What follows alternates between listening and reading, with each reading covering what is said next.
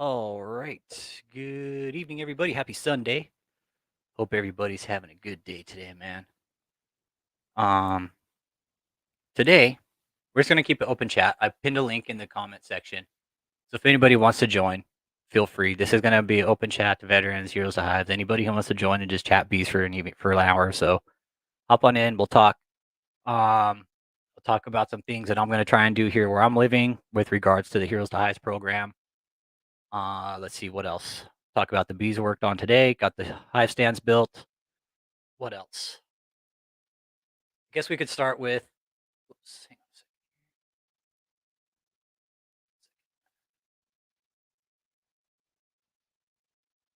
Hit the wrong button. So I got the hive stands built. I got the bees moved.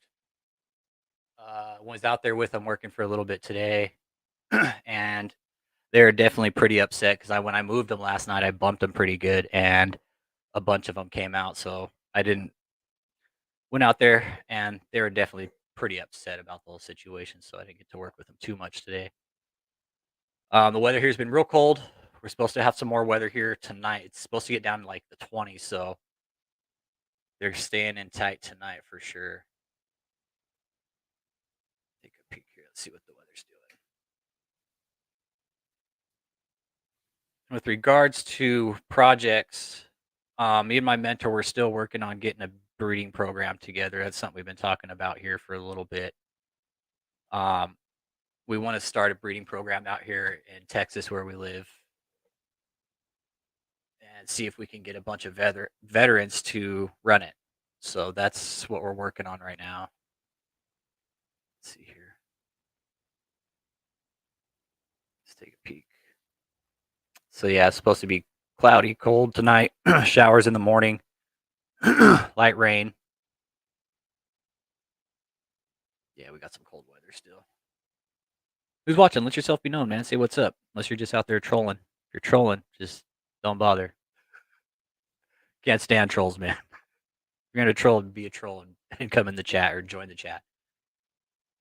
Let's see here.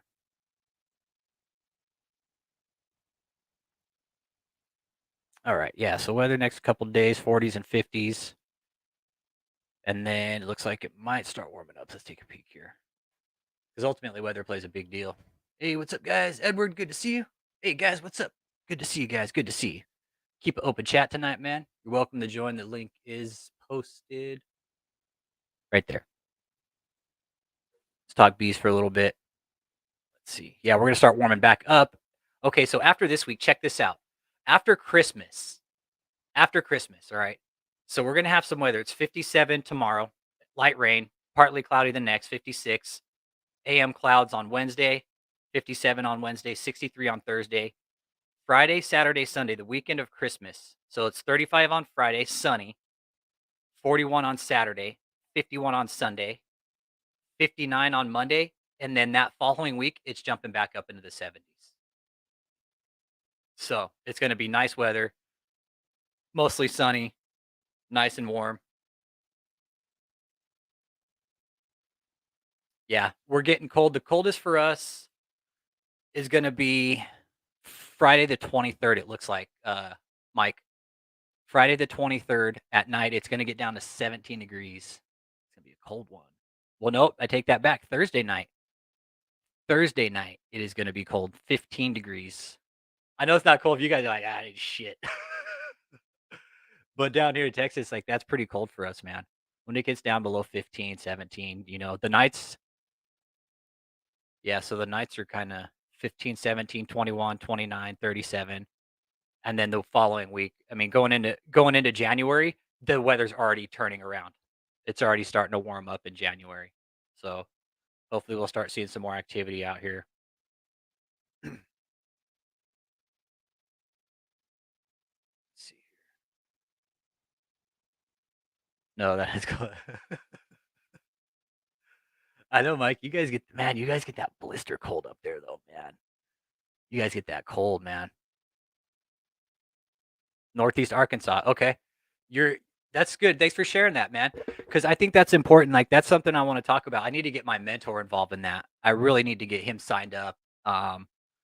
and see if he'll go ahead and become a mentor for Heroes to Hives or Hives to Heroes, and see if he'll become a mentor because he's been keeping bees damn near all his life. So I figure if we can get him on board, that'd be really good. But that's cool, Edward. That's awesome, man. Good deal. See, and that's Edward, that's the problem I had. I had an issue. I think because the program was still so new that they didn't have anybody, but maybe now that the program's getting bigger, more people will start signing up to become mentors, you know? I'm not gonna start mentoring until a few years at least, for sure. So Lee's got 19 this Friday night. All right, got some cold weather coming. Smash that like Robert Souther, good to see you. How you doing tonight, man? So you got Friday night, Lee. Okay, so you're getting Friday night, you're getting Friday 19, we're getting 17 on Friday night. What about you, Minnesota Mike? What are you getting Friday night, man? Because this weather's affecting everybody, man. Let's see, Northeast Arkansas. Yeah, I'm in South Texas, and how I met my mentor. Check this out, Edward. How I met my mentor is because I was wearing my shirt at HEB here in the next town over, and some guy saw me in the parking lot, and he was like, "Hey," he's like flagging me down. I was walking in the store, and he was like, "Hey, man, my neighbor is a beekeeper, and he's been beekeeping all his life." And Russell Koopman, 0 Fahrenheit here in Minnesota. It's pretty brisk, man.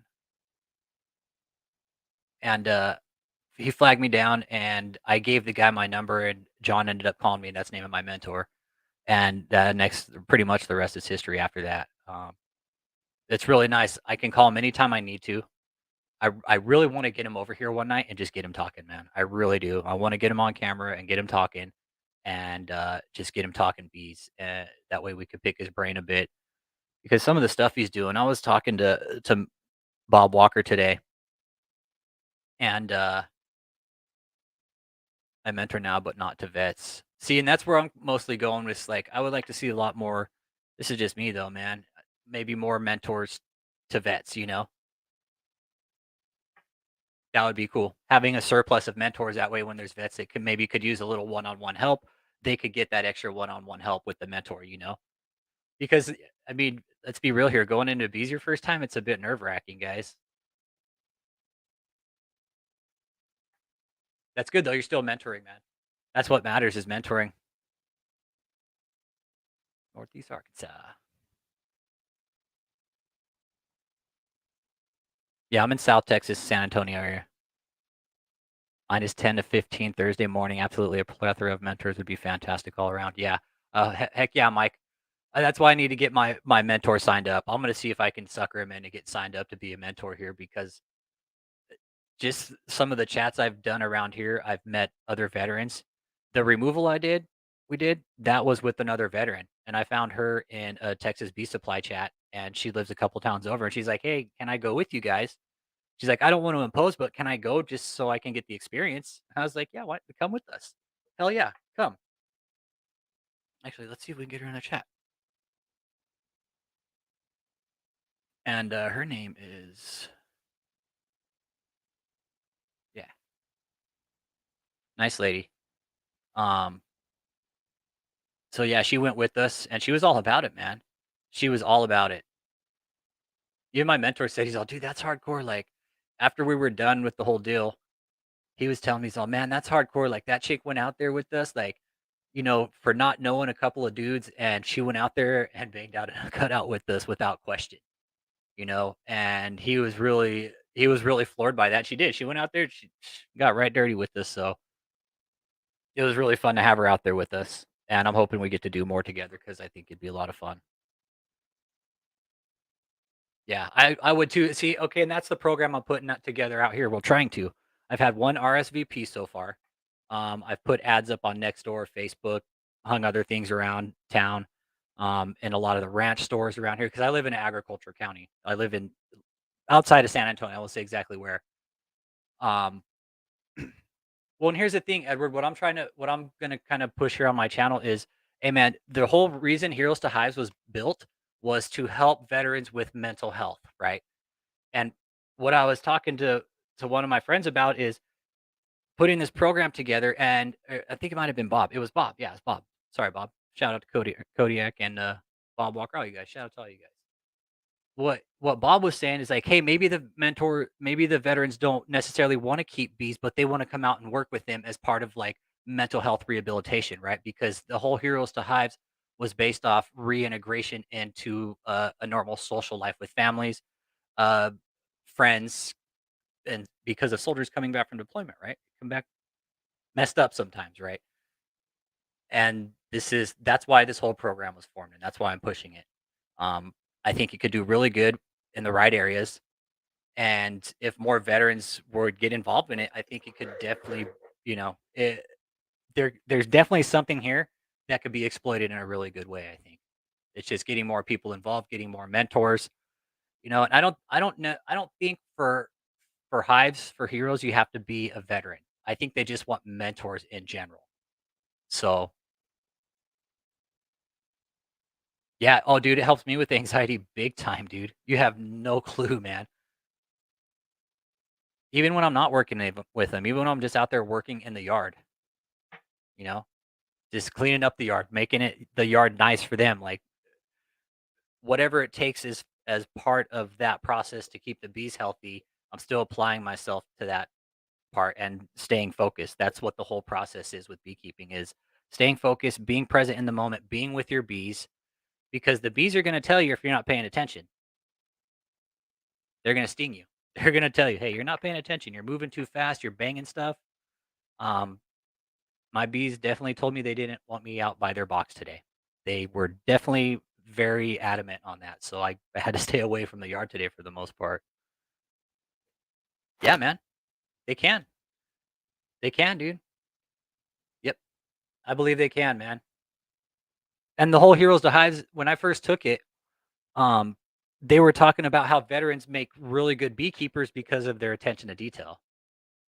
And that was something they were pushing after World War One is when a lot of veterans came back and started being beekeepers, and they excelled at it very, very rapidly. So that's why the initial teacher, Adam, I think his name was, from Michigan State University, he kind of pushed the history of the program, and that's why they re-implemented it because they're saying, man, veterans make really good beekeepers. And it was shown because after World War One, they came back and they put a lot of veterans in beekeeping suits and they killed it. So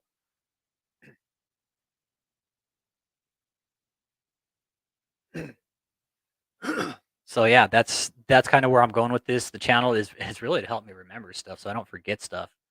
Um, if somebody learns something, great. I'm not the best beekeeper. I definitely know that. I'm first year. Yep. Yeah, it was like I think it was right after World War One. Yeah, it was right after World War One. I can't remember the name of I don't even know if it was a program, Mike. It was just that they back then it was known as shell shock, right? Or I don't know even know if they had a name for PTSD back then. They didn't know what the hell it was, right? They just knew guys were coming back screwed up in the head. So like, okay, let's think of something here. Let's put these guys. Let's put them doing something constructive, and it was bees. Bam. So, and what I found out from the first Heroes to Hives class is that they had to divide the class up into two classes because so many people signed up the initial class. It was in 20 what do we 2021. It's beginning of 2021 that it started. Okay. Started in 2021. Okay, it was shell shock from World War One. Okay, World War One, shell shock, all the way through World War Two, pretty much all the way up through Vietnam, right? With shell shock. Then they called it PTSD after that. Okay. Thanks, man. Appreciate you, DC's Beast. Yeah, my history is a little rough of when they started calling it shell shock. Okay, so it was World War One. Yep. Okay. Yep. So yeah, they put the veterans in bee yards, man, and they actually were showing pictures of these veterans. Let me see if I can find some photos here. Take a peek here. Let's see.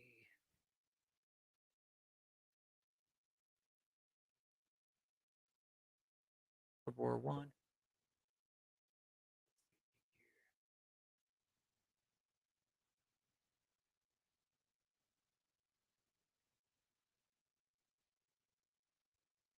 Ah, here we go. Okay, check this out.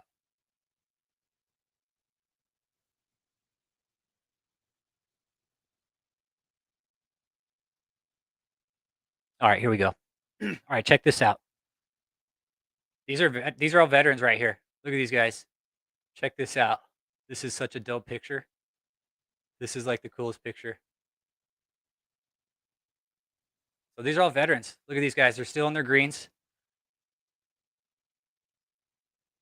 Look at this. This is cool. So this is what they did to veterans. You got nurses right here. Then you got some guy. You got a beekeeper out here checking this, man.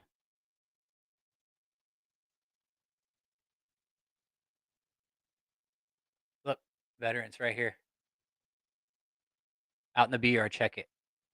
Look, you got a veteran right here on crutches. Yep. I mean, what a better way to like reintegrate them, right?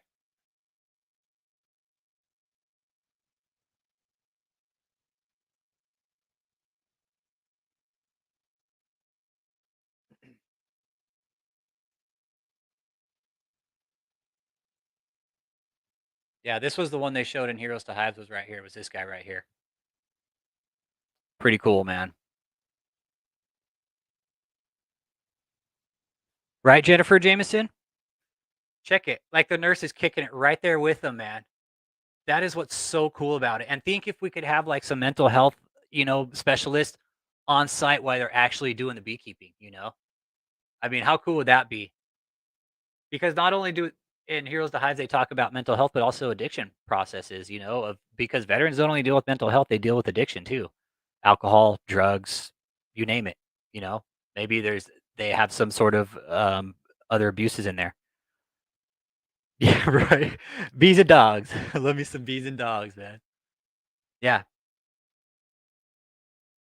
I mean, look, there's a veteran. You got a veteran with his leg missing. I mean, really cool, man. That's so. Yeah, after World War I, um, veterans veterans became beekeepers. Yeah, and I mean, look at this. This is such a cool picture. Look at them. You got the bee boxes right here with them. You know, look at that. Homeboy's all chilling right here with one leg. He's all, yeah, I got my one leg, but I'm out here keeping bees anyways. Pretty cool, man. Yeah, even if they don't get bees. That's the thing. Even if they don't want to actually like have a yard or have boxes, maybe they just want to work the bees as part of therapy. Catch my drift out, Edward? You know? Even if they just want to come out, suit up, be in the yard, feel the bees, work through that anxiety and as part of their therapy, you know, why not? Why not? I'll support it any way they want to, man. I'll support it any way they want to. And I think Bob was mentioning that, Bob Walker. He was one saying that, like, hey man, what if they just want to come out and work bees? I was like, hell yeah. That'd be even better. So yeah, pretty cool. Beekeeping. Let's see what we got here. Bee veterans. So let's see. We'll look up if anybody doesn't know about the Heroes to Hives or hasn't taken it yet. Here's all the information right here. Through Michigan State University. Morphine, yes. Yes, it was morphine addiction. Yep. Man, I've read some really good books about morphine, man. I read this book about cocaine and basically how doctors figured out and man, yeah, morphine, yeah. Morphine's a big one. Yep. Morphine's a big one. Well, opiates just in general, man. That's kind of the big addiction right now is the opioid epidemic, right? That's what a lot of veterans are getting hooked on. I was offered opioids by the VA, but I told them where to put them. I don't take any kind of medication for any of my injuries because I want to feel my pain. That way, I know what the extent of my pain is. I'm not going to be all doped up on opioid and having hard times dropping a deuce every so often, man. No, thank you. I'm good with that stuff, man. I'm straight. Um, okay, so here's the Heroes to Hives. It's through Michigan State University. You could just Google it, really. I wondered about what it would have been referred to. Oh, morphine addiction? Like back then? I know. I wonder if they knew morphine was like an. I mean, they had to have known it was an opiate. I don't know, man. I'm not even going to go into the medical science of opium or who classified it. Yeah, that's what they tried to do. They're like, "Hey, take these pills." I'm like, yeah, no, thank you. My liver's fine, just fine the way it is." Let's see. Let's take a peek here what they got for articles. All right, here's one. Let's see. This was published just a couple months ago. Heroes to Hives online Michigan program moves to Michigan food and farming system for 2023 beekeeping system or season. So workshops of veterans and programs. And this is all funded by donors. Donors fund this. This is all funded by donors, guys. Private and public. And then once you're done, you can transfer these credits into a couple other colleges, man. Oh, I love I'm a history major, actually, DC. I was going to be a high school social studies teacher, but yeah, because of my PTSD rating, my my VA counselor said, "Yeah, no way, you're crazy." For the most part, she said, "No, let's get you into something else where your PTSD isn't going to cause you to maybe, you know, get crazy." So I was like, "Okay, I'll buy that." So I'm going to do medical coding instead. What do you think of it? It's pretty cool, right, Mike? It's again, it's not teaching them everything. It doesn't teach you everything, guys. Okay, let's be clear on that. It doesn't teach you everything, okay? Because we don't know everything there is about bees for sure. If if the bees have told you everything, please come and tell me. We'll write a book together. I'll You tell me everything they told you, and I'll write it. Let's see here. Let's see. And this program's growing, is what it sounds like. The first year, 10,000 people enrolled, guys. 10,000 people. They had to split that class up into two separate classes and then divide those two classes into two classes of 2,500 each. That's how many people enrolled that first year. They had to shut the class down within the first couple of weeks. You're like, okay, we maxed our enrollment. They basically had to put the whole program on another server because it just went out of control. So it did really well. And what's even way more awesome is after you're done with the course, you could hang on to the material. So if you need to go back and look at notes and refresh your memory, you could go back and sign in again and pull all your notes and everything, and still you can take the class as many times as you want, actually. There's no there's no limit to how many times you can take it. So looks like they awarded them $750,000 for an enhancing agricultural opportunities for military veterans grant. Okay, so they just got just under 1 million. Yep. That's cool, man. And I think, once I get my yard set up, I'm gonna keep my yard open to veterans.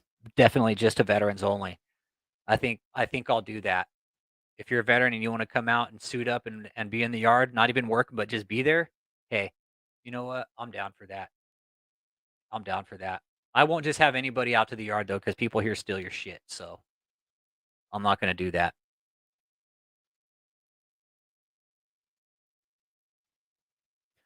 Yeah, it is. And and this what's really cool is how the way they taught this course is they start you off on the history, man.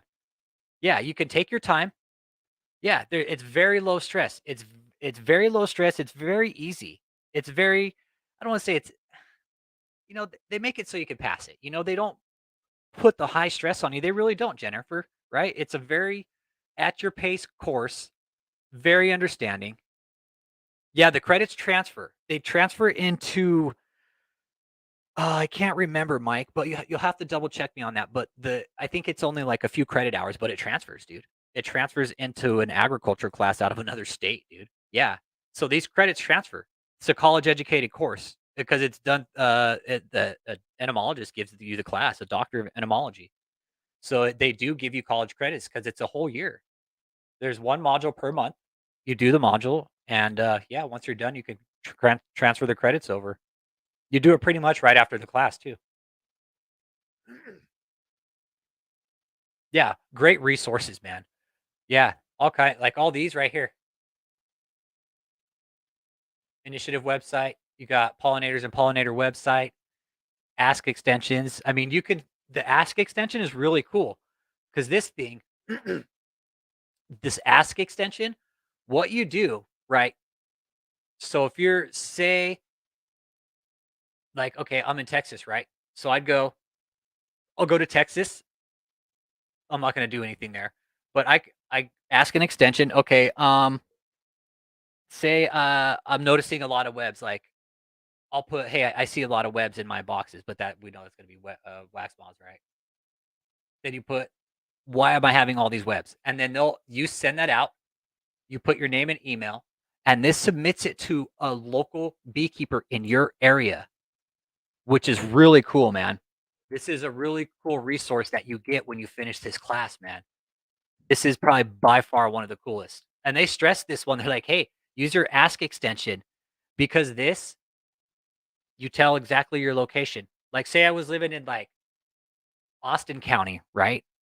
It's going to send this message out to somebody in Austin County. Or say I was over in South Carolina where Bob, Walker Bee Ranch is. I don't know what county he's in, but Charleston, right? I'll send it to Charleston, and then I'll get an answer from a beekeeper in that area, which I think is really great because I'm in Texas. I'm not going to ask a beekeeper up north in Minnesota what to do about, say, a cold issue when I don't have that kind of harsh cold like you guys do up north, I guess, right? So yeah, definitely a lot of really cool resources that this class provides to you when you're done. So here's the instructors: Dr. Megan Milbrath, Anna Heck, and Adam was, I don't know what happened to Adam, but he was the original instructor. But yeah, these are all great. All these people are really great instructors, man. They give you a lot of information. They're always down to talk bees with you. So if anybody's interested in that, there's the information. Um, let's see. Let's see what the fund is. This is all funded through public. So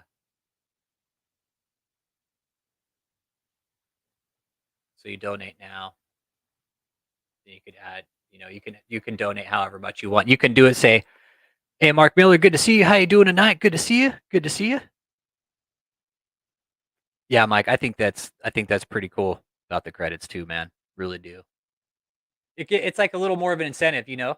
It really is like, hey, you took this class, but hey, guess what? There's a little sugar on the top. On top, your credits also transfer.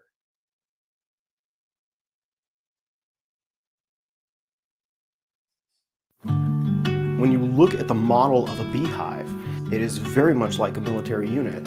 Everybody has their job, has their designations. Everything is for the betterment of the overall unit. My name is Adam Ingrao. I'm a fourth generation U.S. Army. Okay, Adam, this was the original instructor right here. This was the original instructor. Really nice guy, man. I don't know if he's teaching. I think he might be more spearheading because it was him and his wife who originally started the program, and he even said like when they originally started the class, they're like, we had no idea it was going to get this big.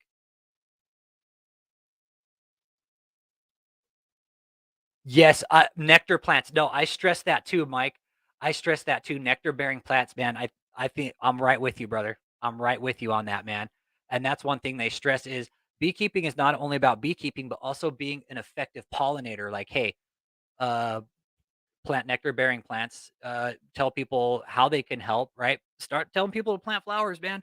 Plant trees. Plant trees. Plant flowers. Maybe talk to some of the ranchers in your area and see if they can cut out 1 acre and get on some kind of co-op with them where, hey, will you give us 1 acre of land and let us put bees there, just for bees? That's it. Because where I live, man, there's eight, you're talking square miles of acreage, man, and it's completely decimated by overgrazing, man. Absolutely crazy. I'll do a video one day of where I live, and we'll go by some of these big ranches, and you'll see just how overgrazed it is. It's horrible. The more you know, the less you know. Yeah, the more you know, the less you mow. Yeah. Yep. Veteran. Heroes to Hives is a 9-month beekeeping education program offered through Michigan State University Extension that is free to military veterans, National Guard members, reservists, and their dependents. Like a lot of military veterans, I really had a tremendous sense of loss. Adam was field artillery. And that quickly spiraled into depression. I struggled with using opioids, which were prescribed by the VA for my condition, and using that and alcohol to kind of deal with my own personal struggles. And it was a pretty rough transition. One of the first classes I took at Cal Poly San Luis Obispo was a honeybee class. And since then, I have dedicated my life not only to serving veterans, but serving honeybees as well. Collectively, those two demographics, veterans and bees, can learn a lot from each other because of some of that connection. So one of the big things that bees are struggling with right now is just being healthy. Non-target exposure from insecticides. We have a parasitic mite that is really a global epidemic at this point that we're dealing with and is one of the major contributors to honeybee decline. And so what we try to do in the Heroes to Hives program is we really try to focus on not only the component of I can start a beekeeping business and make money selling honey or bee products, but really at the core of what we do is that we're helping people understand that there are ways to help yourself when it comes to healing. The act of caring for something outside of yourself, like an animal, it's an opportunity to nurture.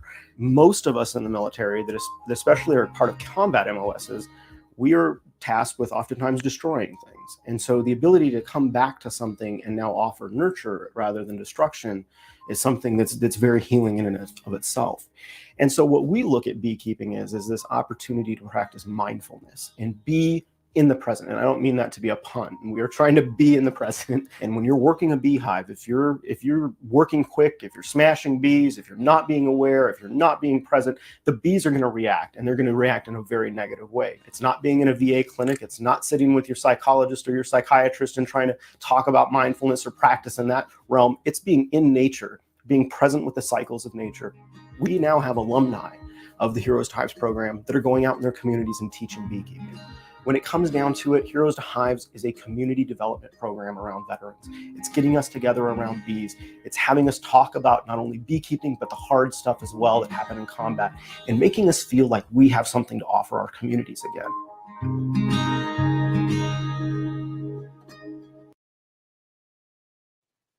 All right, so that's the gist of the program. It's really awesome, man. It, like I said, this came to an email one night when I was laying in bed, and I was like signed up right away. So if you're a veteran or veteran family member, this class is free to you. You don't have to pay anything, or it's all free. And then they're also teamed with the what is it? Farmers Coalition. These guys are teamed with all different sorts of ag benefit programs, man.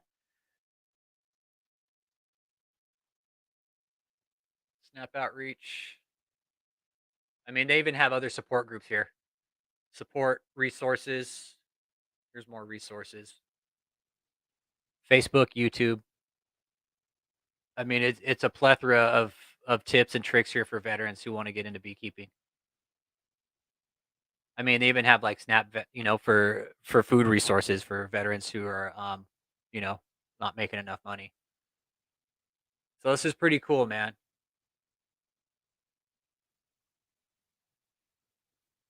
What else is there? Let's see.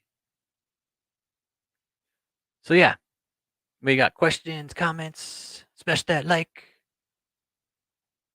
Yeah, I don't, and you know what, Russell Koopman, I don't knock down any of my stuff anymore.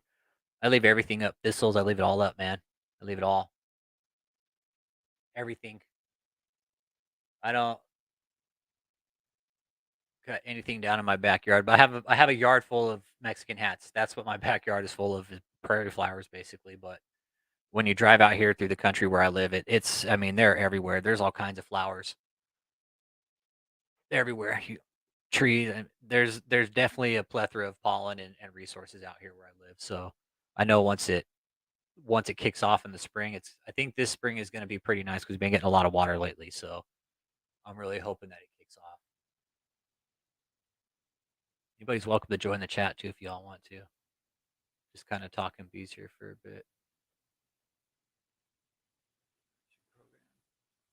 Yeah, and Mike, I want to kind of brush back to what you were saying about how we should stress more about the actual pollination initiative to it. Not just keeping the bees in the box, but also stressing the fact that these bees do a lot of work for us to pollinate our food source. you know.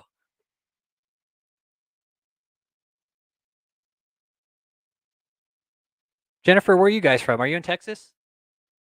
Oh yeah, okay. There you are. There you are, Jennifer. Okay. That's you. Yeah. Okay. There you are. Hi, Jen. Awesome. Yeah, and see, Jen, you notice too, like, what's up. Like, you take drives out through the country, right? And you look at the overgrazing in the ranches here, right? And it's bad. It's bad, right? I mean, I drive by them all the time, and I'm like, man, just think if, like, a couple of these ranchers saved like 2 or 3 acres just for pollination. That's it. And say planted, yeah, all the non-native stuff. I mean, what's going on here is what these ranchers are doing here in Texas is they're bringing in these exotic animals, man, and these guys are charging like 30, 35 grand a rack, man, to come hunt these exotic like oryx and all these gazelles, man. Yeah, concrete growth. It's turning into a concrete jungle, basically. Yeah, concrete jungle. Yep. And I would think, yeah. Oh, it was bad, dude. Yeah, it was Russell Koopman. Uh, it was shit. That's the it, it was shit, dude. That's the best way to put it. That is the best way to put it. It was bad, dude. Probably this year was I've been in Texas about 13, 14 years, and this was the worst I've ever seen it. I mean, dude, the rivers where I'm living are drying up, man. And bees need water, man. Bees need water. That's the one thing that scares me about Texas is running out of water. I mean, look at the Southwest. It's pretty damn close to running out of water. I mean, Texas isn't going to be far behind it, in my opinion, unless we suffer some kind of catastrophic flood, which I don't see happening anytime soon. But yeah, the Texas drought was bad, man. The Texas drought was bad. I mean, the bloom, the bloom was only maybe like a week. Yeah, yep. Jennifer's right. You can walk across some of the rivers down here, man. That's how shallow they are. Some of the watersheds here are real small, and the rivers have pretty much dried up. It's gonna take a huge flood basically to replace the water that's been lost down here. But from what I've talked to some of the people who are out here in the country is that they have seen it rain a lot here and the lakes be refilled, but it's been a long time. And they said that the a lot of the older generation, they said that's what they're worried about is the fact that it hasn't flooded in a long time. And the weatherman keeps saying down here, "Hey, y'all, be prepared." Yeah, that's why I live next to a major one. I live next to a really major one, man, and that thing's damn near dry.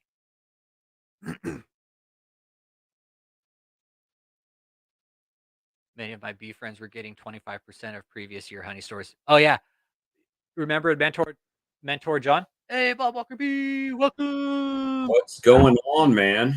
Bob Walker. You dropped the beat for me. Drop the beat. Yeah. So 25%, yeah. And Jennifer, John, my mentor, he showed me a bucket of it wasn't honey, but it was basically tree sap, man, because they weren't pulling out any nectar this last year because the drought was so bad. He's like, "Yeah, taste it. It's very it's bland, but it's got a very hinty sweet taste to it, but it's yeah. That's how droughty it was." We had some rain here this year, so Yeah. it wasn't terrible here. But See, we get that section, right? So yeah. like after the spring flow, then you kind of get that dearth period in the middle. Then sometimes we get a fall flow, Yeah. A small one, and where I don't think northern beekeepers really have it. They start later, and their fall James. comes sooner, so it's like more consistent They may Yeah. not get a fall flow, but it goes from spring, they get their flows, and then it's time to get them ready for winter. And then it's winter. Yeah. Where ours, we get that block of time in the middle that's kind of suspect, you know? Yeah, see, that's the thing. I started my first year going into the winter basically, Mhm. so I have to learn this. I want to start from the beginning of beekeeping season and start over from there. And because beekeeping is all about seasons and weather, it's no Mhm. longer about the month.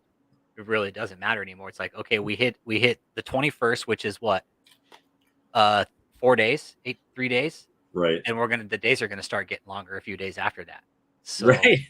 yeah, now it's gonna change, right? The bees are gonna pick up on that. By January, we're gonna have an hour extra of light by the end of January.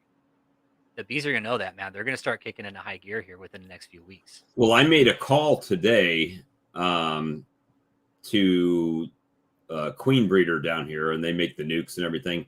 I asked him, well, when will your first cells be ready? Queen cells. He said the beginning of March. Mhm. So, beginning of March, most people like Mike and some of those guys are not even. You might want to pin that link to the top there, Rich. There we go. Um, uh, they're not even thinking about spring yet. Yeah. So, and we're already starting to make queens to make nukes and get things going. But Yeah. what we were talking about on the phone today about the acreage and Yep. so the thing is, the guy that I know owns a large cattle ranch, and he's moving from one ranch that he sold to another ranch he's buying in Texas. And he's a veteran, and he said, hey, I want to get pollination on my ranch, and Texas is just way too far for me. Yeah. So my thing was, well, you're a veteran, I'm a veteran, there's veteran beekeepers that I know from that area, right? Stan Gorman or Stan Gore, you and some other people down that way. Texas beekeeper, I don't know if he's a veteran, but down in that area, I know some Texas beekeepers, what I'm saying. And so it just made more sense for to get veterans involved. And if they're going to make money from pollination, then heck, let's get the veterans making that money, And veterans, the thing about veterans is they work. Yep. They work. For the most part. Yeah, they're soldiers. For the most part, they're soldiers, man. They like to be put. They like the labor, man. I do. I like to be put to work, man. But yeah, so I mean, it's just one of those things to where, it just made sense. So yeah, I think the same thing, Rich, that you're talking about with, we had a conversation earlier today. If you guys aren't aware of that right now, but as far as opening your apiary up for veterans to come and work bees and learn bees. First and foremost, everybody wants to know the whim, right? What's in it for me? The whim. Well, really, for me, it's to see the sheer pleasure of the veteran being happy. Yeah, but I mean, technically they are doing bee work in your yard, and at first there's a learning curve, right? So you're going to spend more time teaching them and less time them actually working. So it might be a little bit of a delay, but most veterans pick up on things pretty quickly. And if you say, hey, fill these jars up for feeders and put them on the colonies, once you show him once or twice, he's going to do it. He's going to do it every time. Yeah. So, he or she, I'm sorry. I know there's female veterans. I apologize for that. But the thing is that at some point it actually is kind of like free labor to some, if they're enjoying doing it and you're enjoying their company and teaching them, then, they're helping you and you're helping them. So there is a little bit of reciprocation there. Yeah. It was you that brought up about having the veterans come out to the yard and just work the bees as part of therapy, right? I think it was you. Yeah. Yeah. We talked. Yeah. It was me and Bob talking. So maybe they don't have a yard that they can put bees in, or they live in a subdivision or apartment or something like that. But maybe they like would still like to be involved, they can just come out and help you. Yeah. You know? Yeah. And you teach them and show them, and who knows, Yeah. maybe they're in an apartment now, but they're looking for something, or Yeah.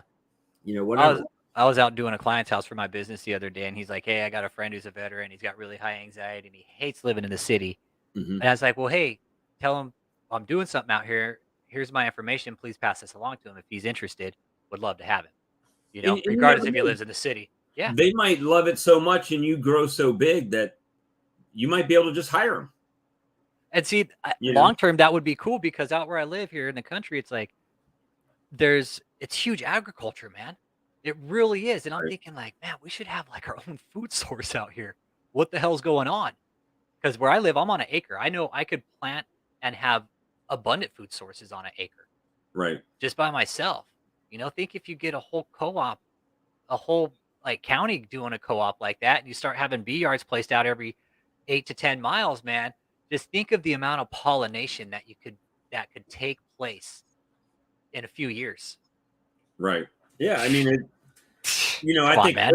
Earl said it before, and I think I've probably repeated him before. He said it's better for 10,000 people to have one colony than one person to have 10,000 colonies. Yeah. Absolutely.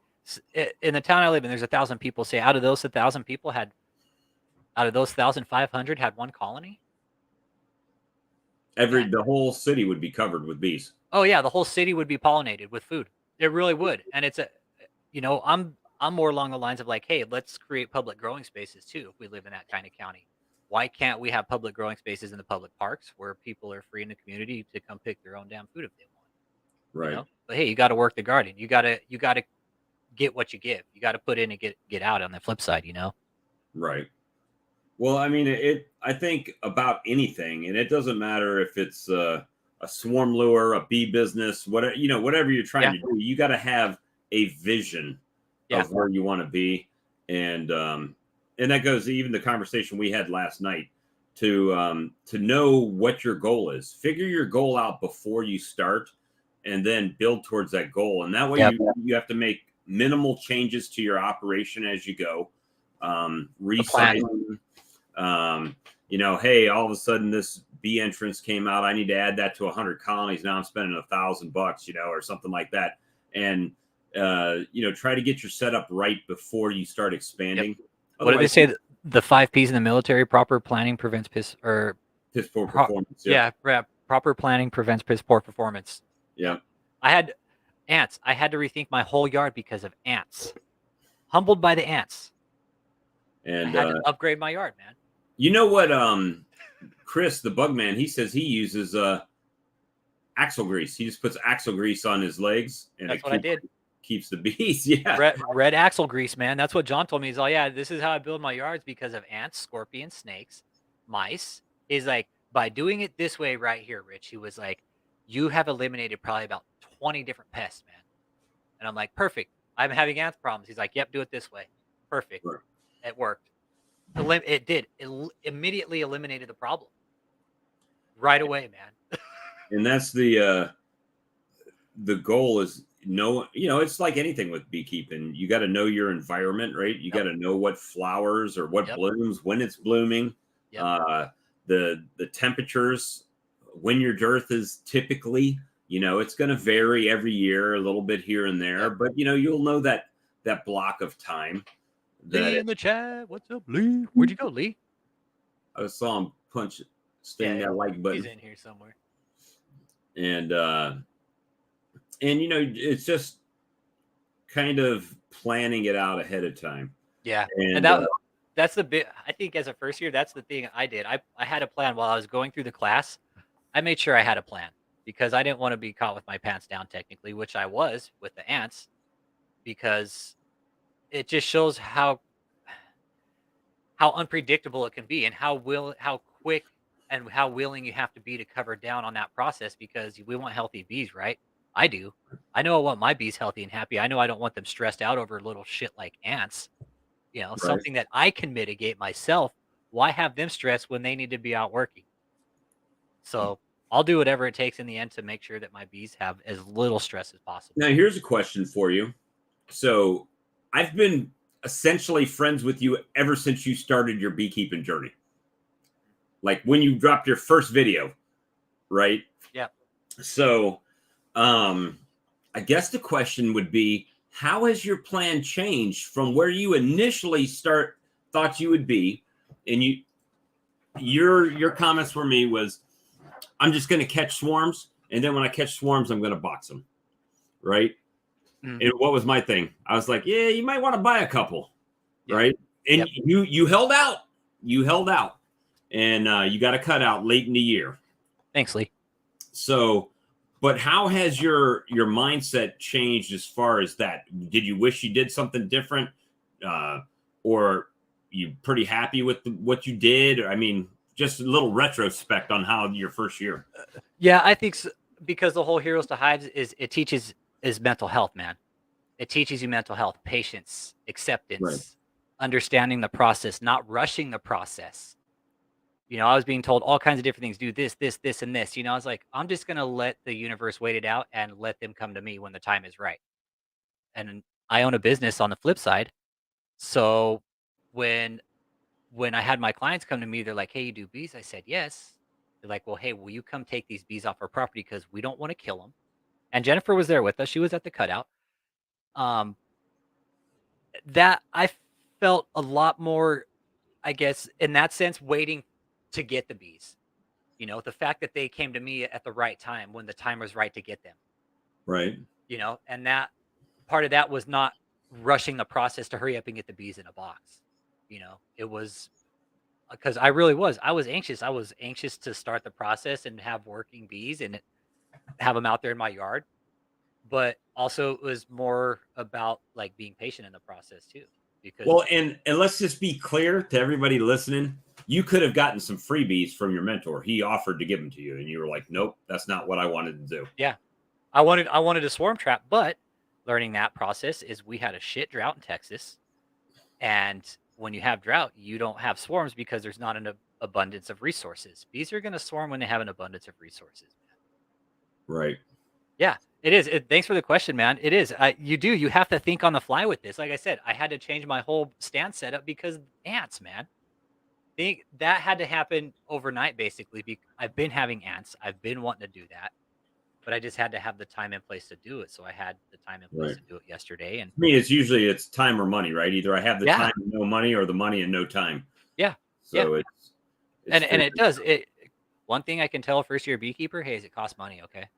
yeah, It costs money. it's not cheap. It's not a cheap hobby. It costs money unless you can build your gear, or yeah, if you can build your own gear, you save. But even building your gear, It's time consuming.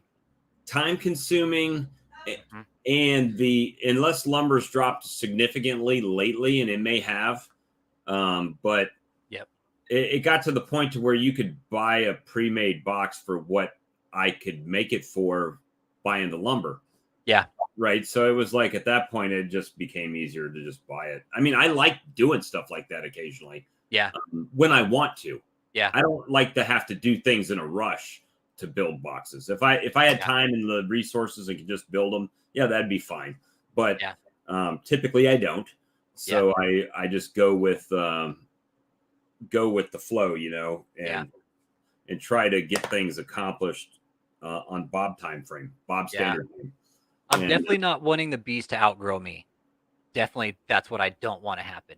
That's been a part of my plan from day one. Is I don't want my bees to outgrow me to where I'm having bees swarm out. Hey, Matt and Sarah, good to have you. Thanks for coming in. Well, now you've got one, right? You've got the one colony. Mm-hmm. What's the goal next year? I mean, I'm gonna split them down, man. They seem like pretty healthy stock, man. They seem like a firecracker stock. Right. They really do. Like And my survivor chickens. they were well, and the thing is where I pulled them out of. Let me see if I can pull. Hey guys, share this out on your channel. Get more people in here, guys. I shared it out on my stream, so probably people are starting to see it through there. I hope we got 16 watching. Cool. Yeah, that's cool. But coming in. You know, everything is a process.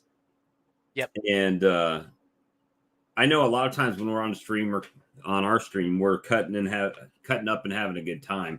But what you don't see is the the hours of thought and research. Like, I'm not going to keep bringing up the swarm lure, I promise you, but this swarm lure, I put a lot of research into doing it, and and finding suppliers and stuff like that I needed. It wasn't something that just fell out of the sky and landed on my head, right? So yeah, it's the same thing with beekeeping, and that was our discussion yesterday. Yeah. And I'm going to share a video here real quick just to show you guys what the cutout was. So these bees, this is why I'm happy with the stock I got, because this is what they're hiding in right here. And this is just like, look at this wood. It's what, a quarter inch, I'm guessing? Million years old? Yeah, a million years old, right? And they had been surviving in this. They might have mesothelioma if that's asbestos. I don't think it was. Might have to call that mesothelioma lawyer for your bees. Yeah. So this was the trailer. So this had been on the client's property for years, they said. My clients said it'd been on there probably 12, 13 years, right? And that the bees had been in there kind of year after year. Client said, hey, they keep coming back, but they were, they were dying off coming back. And he's like, I want you to come get them. So they had been living in this kind of shed thing here for however long. I mean, look what they were doing right here. This is them actually propylizing up a knot hole. See the bee right here. Just leaving them just enough room to get. Look at that. Look at that vent hole they were building. That's awesome. That's a knot hole that was missing. I did that. I had a yes, DC. Yes, DC. Yes, sir, I am. I have a colony outside that I didn't have an entrance reducer on. It was open. Mm-hmm. Yep. And they started propylizing up that whole 3/4 inch gap on the bottom. Yep. So this is where when we cut it out here. Let me go and open this up. We'll probably be able to snap it if we don't rack up a whole lot of bees here. There's a hope there. That's old John right there, isn't it? That's my mentor, John. Yeah. I recognize the voice. Yeah. He told me after we were done, he's like, this is the best cutout I ever had to do because I didn't have to do anything except stand there and watch and help you guys frame stuff. So he was super happy, man. So this is... Oh, look at that. Hi. Is that Jennifer's voice I hear talking? Yeah, that's Jennifer. Yep. Jennifer's in the chat with us. They're friendly. Yeah, John was real happy about that.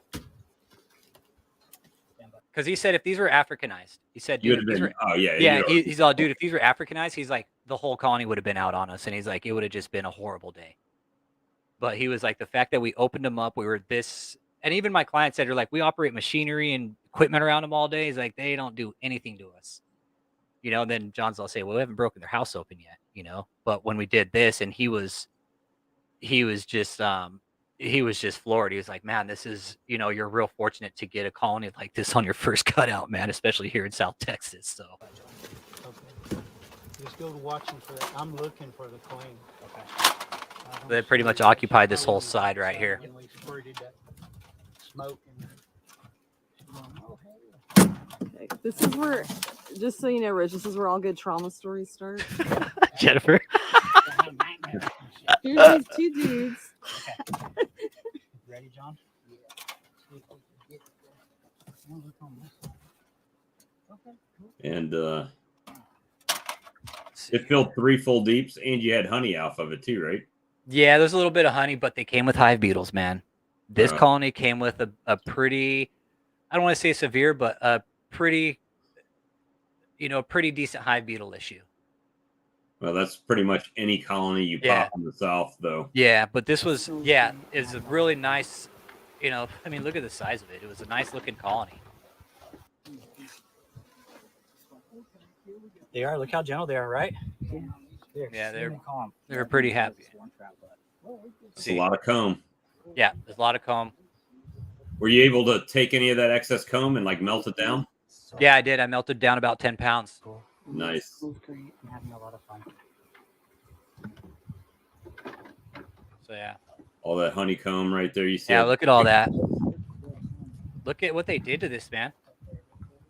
But you notice they're all over on the dark comb and not so much on the light comb.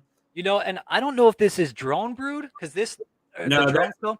well, drone brood and drone comb and honeycomb are the same size cell.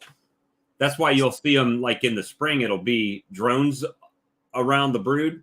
Yeah. And then after those drones hatch out, they start backfilling it with honey and resources on the side. But the cells on these comb over here were bigger than this, so that's why I was curious if this was like they had the drone comb separated from the regular honeycomb. I don't know. Usually, I mean, that's probably where they were storing their honey over there. Like that would have been, if you would have flipped it on its side, then you're looking at the brood box and the honey super, right? Though all the honey was up top. And it probably, if I were a betting man, I would imagine it already swarmed once that year. Because otherwise there would have been bees all in the honeycomb too, right? Oh, it was a pretty strong colony, yeah. Looks good. And you found the queen. Yeah, I found the queen the next day. No, did I find her that night? Yeah, I found her that night just before I left. And she was on the ground, man. Old comb in your swarm trap, right? Yeah, I put little balls of old comb in it now. Should I go back and forth and kind of work? Okay. So yeah, that was a cutout. So yeah, those are the girls that I have in the box now. Nice. And they're looking really good right now. So I'm really happy with the cutout.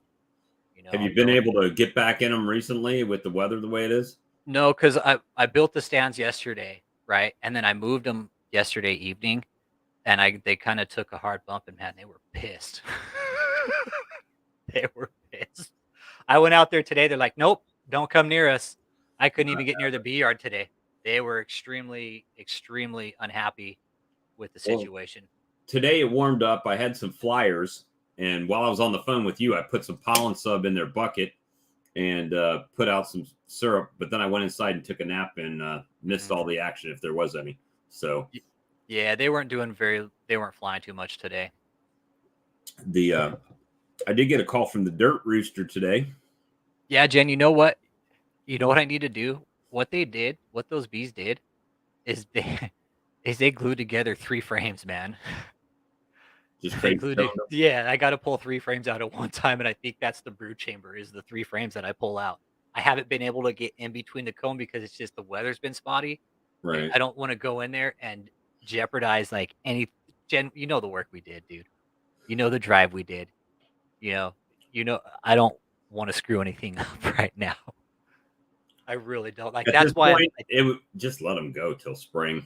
That's what John said. Months, yeah. That's what John said. He's all, dude, don't even mess with them. He's like, just go in there, do some visual checks, make sure they're happy, got some food, maybe put a little bit more sugar on them, but I just put 8 pounds of sugar on them. I think they're going to be just fine through spring. And I mean, that would probably been the only thing, right? They didn't have much honey stores in there, or did you frame up honey in there too? Yeah, we framed up honey. John did all that. I wanted to frame up everything. He's like, no, we need to frame it up properly because we don't want to overload them. Because if he's like, we can get them back, he's like, dude, they could just swarm out, man. You'll be SOL at that point. Right. So it's like John did all the resourcing out, which was fine. He told us what to take out, and he was the one. He's like, okay, take that. We'll put this in. That's just extra wax. Put that there. Leave that for the bees. So that's it was what really they're good for, man. They're the field general, right? The quarterback. He really was. That's all he did, right, Jen? He just sat there like, no, do this. Yeah, that's fine. And he would just, it was me and Jen framing the stuff, and John was like basically holding the frame so me and Jen could slip the frames on, the bands on. John was just standing there, really. He didn't care. Though. Well, I mean, but the knowledge you gained off of that one, you could repeat now. Absolutely. Me and Jen both. Mm-hmm. That was a learning process for us both. That was our first cutout. That was her first cutout. Yo, Ted Cruz with the top down, talking bees tonight, man. So yeah, about Dirt Rooster. Oh yeah, he called me up. Guess who's going to be carrying my swarm lure on his website? Dirt Rooster. The Dirt Rooster. The Dirty Rooster. We're working on something. He may actually white label some and have his own label. Nice. Okay. So nice. I said you're going to sell a ton of it just because if you show it on your YouTube channel, you're going to blow it up. Yeah. So I think Jen, we'll tackle it in spring, man. Really will. I'll have you come over like early spring once we get into like, March and I start seeing them kick off. We really do, man. I really would like to break that comb open and see how the brood's doing. I'm excited. I mean, really, we got 3 weeks to Hive Life. After Hive Life, I've got about 3 weeks, and it's time to start kicking butt and taking names out in the bee yard. Yeah, dude, I'm ready. I'm stoked. I'm ready to get the process going with this, man. I really am. So, Because what John's telling me is like, dude, I think these bees are gonna fire out like in the spring. Because that's what my clients told me. They're like, dude, these bees when they're strong, he's like, they're all over the place, man. oh well, they're going to be strong and like I don't know. Depending how big it is, um, if you want to maintain that one colony or split them out into like 3 more colonies, make a 3-way split and turn that one into 3. Yeah, and that's what I'm not so sure to do yet. That's I'm already having a sense of anxiety about splitting because I never done a split before. I don't know what the hell to do. So Hey, I haven't gone in there and checked for queen cells. For all I know, John was like, you could have a mother and daughter and queen in there and you don't even know it. yeah. You know? Hey, all you can do is mess it up, bro. That's it. Yeah. Well, I mean, Learn yeah, from your mess up and do it right the next time. I mean, yeah, look at my year. I basically killed 30% of my colonies after spring when I did my splits the first time. But I learned my lesson. yeah, So this year it'll be different. Hopefully. Knock yeah. on wood. DC shows there's a market for beekeeping products, and let's talk about that for a second because I'm all about like fair market, right? If you can make your own gear, make your own gear. Okay, Mm-hmm. make your own gear. All right, because the beekeeping companies know what they can charge, anything they want, Yeah. because it's a specialized industry. If you can make your own woodenware, man, make your own gear. You can make your own swarm traps, make your own swarm traps, man. Make your own gear. Invent your own gear. I'm gonna show some stuff on my channel Well, once I get my but mentor there is here. a trick to it, though. You have to, when you do your research on your market, though, you have to be able to produce something that falls in line with the pricing that's already existing, right? Or cheaper. Nobody's going to pay more for the same thing. Yep. So you've got to do that. You have to do that analysis to where you're able to make money on your product because you got to sustain your business. I mean, that's Beaconomics 101, right? Yeah, economics. Yep. And Hey Jen, I posted. There's the link for Hive Life. Check it out. It's a big beekeeping conference up in Tennessee. We should go one year. We should make a road trip out of it. I think it'll be a lot of fun. Wow. Yeah, 500 people on the waiting list right now. Wow, 500. I told Cayman back in the spring. He said, "Well, we're probably we had 900 or something last year, right?" And I said, "Oh, you'll have 2,500 this year." "Oh, well, we're cutting the sales off." And in my mind, I was like, "Why would you do that?" And here's the thing: this is like economics. It's not even beeconomics, because when you start something, you have even if it's a retail store, you have a monthly nut, an expense that every month isn't going to change no matter what. So if you need to sell 500 tickets to make it to that point, right now he's got everything sold. So more tickets is just profit at that point. It becomes all profit at that point, right? So my thing is, if you let the other people come in, some might not even come, but if you let them come, then everybody benefits. You might have more money for those scholarships you're doing next year, or expanding, finding a bigger location or something, I'm watching the numbers here. It's just saying the Hive Life conference is just getting bigger. Yeah, dude, they At least sold 1,800 tickets and they've got 500 on the waiting list, or 900 on the waiting list. Eventually, they're going to have to hold this thing at a convention center.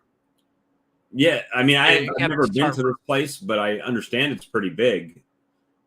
Well, I But mean, if they're having to put people on the waiting list, man, right, that's 500 people that are waiting. I don't know, me, with the way I think, and there's nothing wrong with the way Cayman's doing it. Please don't take it that way. I'm not casting shade. No, Cam's done a bang up job on that conference, man. I would have called back the hotel and be like, "Hey, I've got much more interest than we thought we were going to have. Is there more space that I can rent for that time period?" And then I would have sold all the tickets and rented the extra space.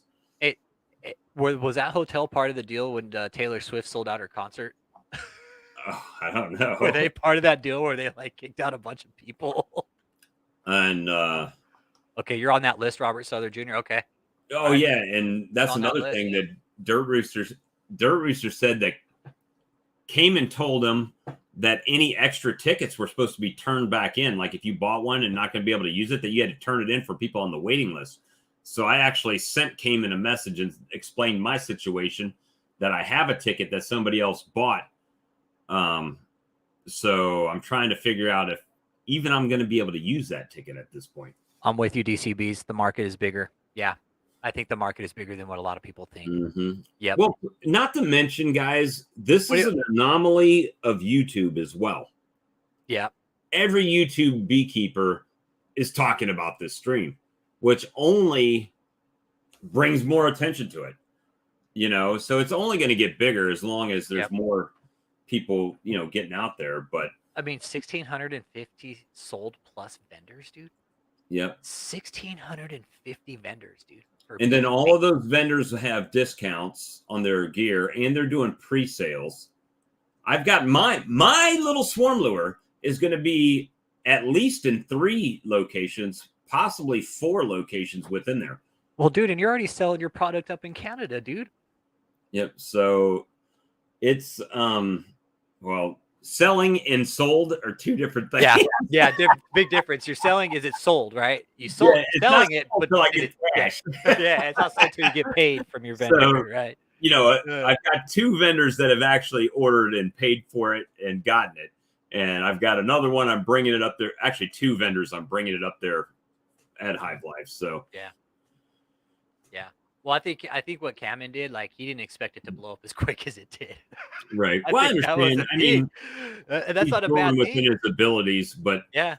At this point, he should already have all his vendors taken care of, right? Yep. All the food and all that should be taken care of. The only thing is now you've got more demand than you have. So one of 2 things happens, guys: supply and demand, right? So either next year it's going to be more expensive to get tickets to keep the number of people at the same amount, or he's going to keep the tickets at the same amount and open it up to more people. So because you know what he said the first year? He said the food was absolutely outrageously expensive. They said for like a bottle of water, you're paying like $5, man. It's absolutely out of control. And he's got a good point there. It's like, okay, what do you charge more for? The tickets, the food, the vendors? Like, where do you charge more money at? You know, who swallows that cost at the end of the day? That's what it all comes down to. I mean, imagine how much it's cost to put that thing on. Yeah, I mean, he's got people helping him. Yeah. But again, that goes back to the cost. I mean, if you sell out a concert, right? The venue, the food, all that is a single price. Yeah. And once you get to enough tickets sold for that, then you're at break even. Coffee was a joke. Coffee was a joke. I love it. So it's definitely cool. I like to see stuff go from nothing to something, right? Well, dude, and Hive Life is only what, 2 years old? This is the 3rd year, I believe. Okay. So, and it was the first year. It was someone who's put numbers. It went from 300 to like 700. Now it's up to like, 1,800 with 500 more that want to go that can't, or 900 more that want to go that can't. Yeah, it's only getting bigger. I mean, there's nothing wrong with that, Lee, how do I get a sample? Think with a sample of your mead. Lee's taking mead up there. I've got probably 300 bottles of Swarm Lure already bottled, ready to go up there. I don't know how many I should take. Maybe I need to take 1,000. There's 1,900 people. Yeah, why not? So may as well. Do you like some door prizes or something? Like some, I don't know. The worst case is I already have it made up for next time. I mean, for sales after the fact or vendors. Who knows? Maybe a vendor says, "Hey, I want to carry that in my store," and I say, "I got it in the truck. Let me go get it for you." Yeah, I'm gonna carry it back with you. Right? Hey, let me get a few boxes of that. I'm gonna take it back to my store and sell it on my shelves. So we can. That's wishful thinking, wishful drinking, whatever you want to call it. The amount of entrepreneurial skills within like the beekeeping community is just out of control, man. I think it's awesome. Watching people here create their own designs and ideas and market them is just dude, that is Well, something I'm all about, man. who was it? Somebody on here said I need to make like the Yep, DC honey hit it. dropper or something. I Give saw out that. bullets as tests at Hive Life. You got what? DC says take extra swarm bullets and give them out as test samples at Hive Life. Well, you know, the bullets are actually Bohemia Bees bought some, and he's giving them away with swarm traps that you buy. Oh, okay. So, and I mean, I'll bring some. I've got some made. I was making them up yesterday. I don't know. I got time, but I've got this many in here made up, and then I got some more over on the sample table over here, or in the box these are the ones that I made last night on the stream while we were sitting there on the stream, and I said I was making them. Hey, Bob, do you have to put each like one of those little things in there with like a pair of tweezers or something? Like, how do you drop each one of those little silica gels in there, bro? I use my fingers for it and get one grain and put it in each thing. And that's time consuming. Doing those are time consuming, but yeah, you know, it's worth it. It's just a passion, you know. Yeah. It's free swarm bullet with a bottle purchase. Hey, that yeah. I can do that. Yeah. Of course. Dude. Shoot, man. I'm not against that. Yeah. Well, see, what I've done with these guys, at least with the smaller guys like Hidden Hollows Honey and Bohemia Bees, I told them to pre-sell as much as they can, and I'll just fill it when I bring it with me to Hive Life. Fill it right there on the spot, huh? So they don't have to stock it, right?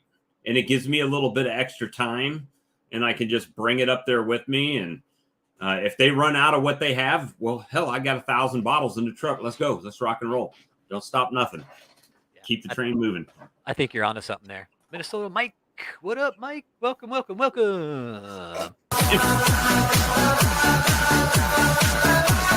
Minnesota Mike. Hold on. In the house. Live from the tundra. Hang on a second. Welcome. Direct from the North Pole, here. Santa, ladies and gentlemen, Santa Claus. Polar bear in the house. I forgot my my Santa hat. I don't know where it is. Oh, there it is. That's all right. The Siamese is wearing it. You know, any kind of cover is a good thing for the viewers when they're watching that glare. Hey, come on, man. Hang on, Russell. I'll get it. He doesn't. Mike doesn't even need a ring. You know, one of those rings for his camera. Yeah, you guys are great. Yeah, I think my Siamese. Guy right I think he was playing Santa today. Gosh, who all here we go. You know what? We got DC. We got Kodiak. Oh, excuse me. Dennis. Looking good, Mike. There you Russell. Got Ted Cruz with the top down. Wildwoods is in here. Jennifer, Edward. Philip, you still in here too? Philip Morse. We got a lot of people, man. Robert, James, Ed, Russell, Todd, Cobb, Jennifer. It's a good turnout for such an impromptu thing. Absolutely wonderful. Yeah, no, this is definitely, and that's, you know, some people might not know who I am, but yeah, I figure I haven't been putting content up lately. I've been doing some other stuff. It's a grand thing. Absolutely. Yeah, it really is. And I appreciate your guys' feedback on the stands too. You know, you guys were checking that out, and you know, I learned that from my mentor. And what I did, I don't know if you guys watch the videos, but I had actually pulled back that layer of cedar barrier and laid out another layer of diatomaceous earth under that cedar barrier. So you know, they're calling for getting kicked out. Snow here on Christmas. Here, Mike, snow. Yeah, Dennis, I was looking at that. If you guys have got some stuff going down there, but then it's going to pick back up. But yeah, you are definitely getting a bit of that. We used to call it an Alberta clipper up here, and they changed it. Cold snap. And I have no idea what the hell that's about. That's kind of weird. An Alberta clipper? Yeah, cold weather would come down from Alberta and and flood over the plains. Mike, this storm's coming from Siberia, though. Mike, I'm glad you came on, because you remember about a few weeks ago on the stream we were talking about feeding and how I was planning to just feed through the winter and not even worry about it because we don't get that many cold days. you remember that discussion? Yeah, I do. But you were was it open feeding you were doing, or what was that? Open feeding and pollen sub, right? Oh yeah. Okay, it's coming back to me. And so we had to prime example. Had I stopped when everybody typically stops here, right? October, November, with the feeding, I actually got an extra month in a feeding. So like I'm not feeding while it's 35 degrees out because there's no bees. It doesn't make any sense, right? So I actually got maybe 2 full brood cycles extra for winter bees by feeding to December, because it's 6 weeks, right? That's 2 brood cycles. So I don't know if I'll be able to do it through the whole season, but I'm not forcing that brood nest to make it as long here. Does that make sense? What I'm saying? It does. And again, that's going to bounce back and forth according to region and climate. I'll let you know a little secret, Bob, that you're doing the open pollen sub. Yep. So Troy had me putting down pollen patties basically with hard candy in the hive. And I asked him about that because the general rule of thumb was that you never give them any protein patties to overwinter in because it'll plug up their little butts and everything else. And he was under the opinion that as long as you have your nosema under control, it's going to be fine. He said, not only that, all the hives that I put the pollen sub in, the patties in, he said they always come out in the spring much, much stronger. So well, they can start brood rearing because they still have pollen in there. They're not having to go get that pollen and bring it back. Right. And the funny thing is that what I found is that now I make my pollen sub a lot different from everybody else. I actually use the funny honey that like if I'm drawing combs out, I'll spin that outside sugar honey in there. It never solidifies. Right. I've left it in a dish 6 months open and it won't do it. But the bees don't want to touch it. They won't touch it. They're up there, just kind of fiddling around a bit, but not like your open pollen sub down there where they've got the light, the heat, and everything else. Now, mind you, I have heavily insulated hives, but it doesn't seem to make any difference. So they're not going to touch that until spring. Sorry, Mike, go ahead. Can you explain funny honey to me? Funny honey is honey that's made out of feed. Okay. Sucrose or fructose syrup. Or it could be a mixture of, but it's got it's adulterated sugar syrup. Gotcha. Okay. Yeah, but it's incredibly useful. I mean, okay. So what we can do in the fall, as soon as we pull the honey supers off, not in the fall, in August or whatever, we'll put some bare frames down and then put a top feeder on that hive and just let them, like a really thin syrup so they can just draw a comb. And no matter what you do, if you're trying to get them to draw boxes of comb out, they're going to put something in there. And you can keep that and put it in splits in the spring, or you can spin it out and, do a mix of the two. Also, when you spin your honey out, when you harvest your honey and spin it out, when you clean out your extractor and your uncapper and all that stuff, you can just add water to that. And when you're rinsing it out, right, rinse it out and rinse it into a container, and you can feed that back to them too, because it's still got sugar and honey in the water. And my goal though is when I'm trying to top off the hives, I want nothing but sucrose in there, right? Because they overwinter better with that. But I do that though, Lee. I wash all my equipment out and I put it in one of those sealed top feeders that so they can't drown in it. Put that out. They take it or they don't take it, and that's really interesting because sometimes they just won't take it, which tells me there's some other thing coming in and it's a balancing act. Now, the way to saving grace of that would be to put just a little bit of bleach in there to keep it from turning. Right. Now I'm rambling. Sorry. No, I'm thinking. I just noticed 3/4 to 1 to draw comb. Rich is 1 subscriber away from 200. So somebody that's not subscribed, go ahead and hit that button and subscribe right now. Let's get him at least 200. 3/4 to 1 to draw comb. I've heard. This is what my mentor said. He's even gone. When you want your bees to really draw comb, you can go heavier. Go like 2 to 1, maybe even 3 to 1. You want to see to draw comb? Yeah. If you want to push your bees to draw comb, he said feed them heavy sugar. Like you can beef it up a little bit. that goes against pretty much everything that I've heard from anybody else. So I'm really curious Okay. what his thought process Yeah, is. he said he's when he wants his bees to draw out comb real fast, he'll beef up his sugar a little bit. Okay, so Yeah. Benny did a thing on ratios fairly recent. Yeah. Lee and I both looked at the one earlier. And And he was 3/4. citing some study that we're talking about, like 3/4 to 1, like Lee's just doing Okay. there. And his one comment was, he said, the one thing I was really curious about is why they didn't try just a little bit thinner.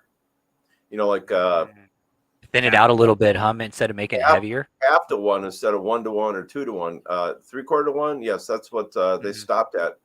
And he said he'd be very interested to see what happened if they did half to 1. Now, why that triggers that?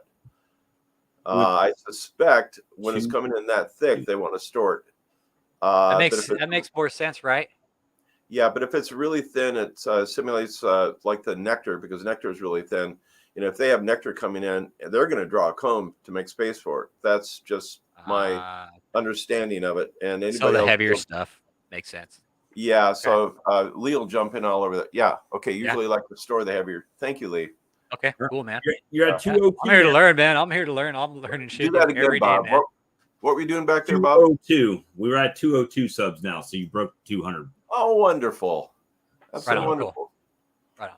And Yeah, I'm here to keep memory, man. That because I'll forget stuff if I don't put it. Like my mentor said, write stuff down, but I'll just put it on YouTube. A lot easier to remember what I'm doing. and then you'll get that thing a year ago today.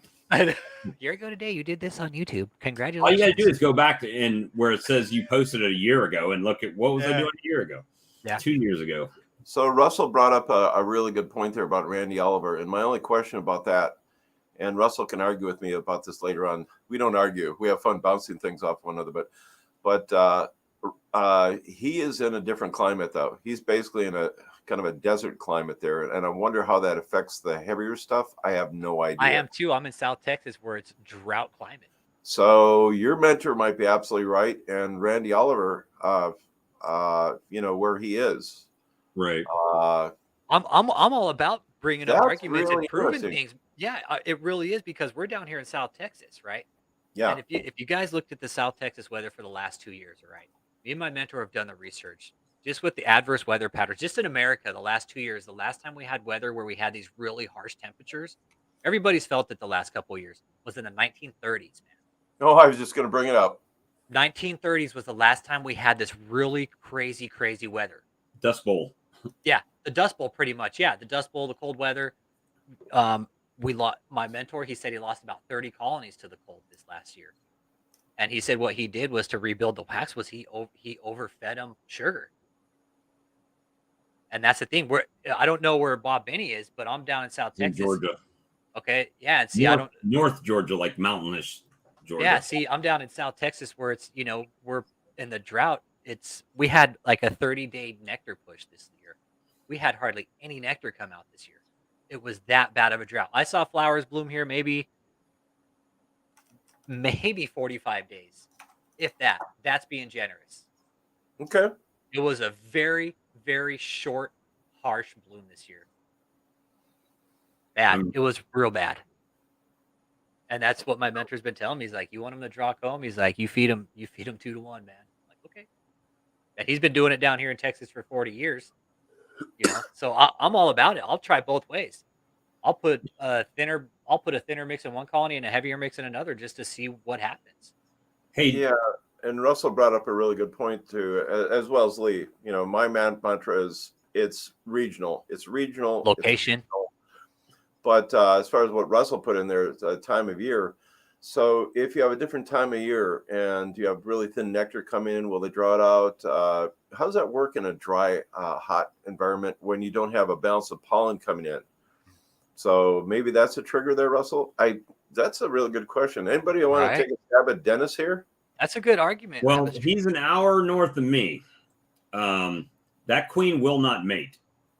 There's no way, because she's only, from what I gather, like 2 weeks, 3 weeks afterwards, she's got to get out and get mated. Now, you might get lucky because there's not that many queens trying to mate this time of year.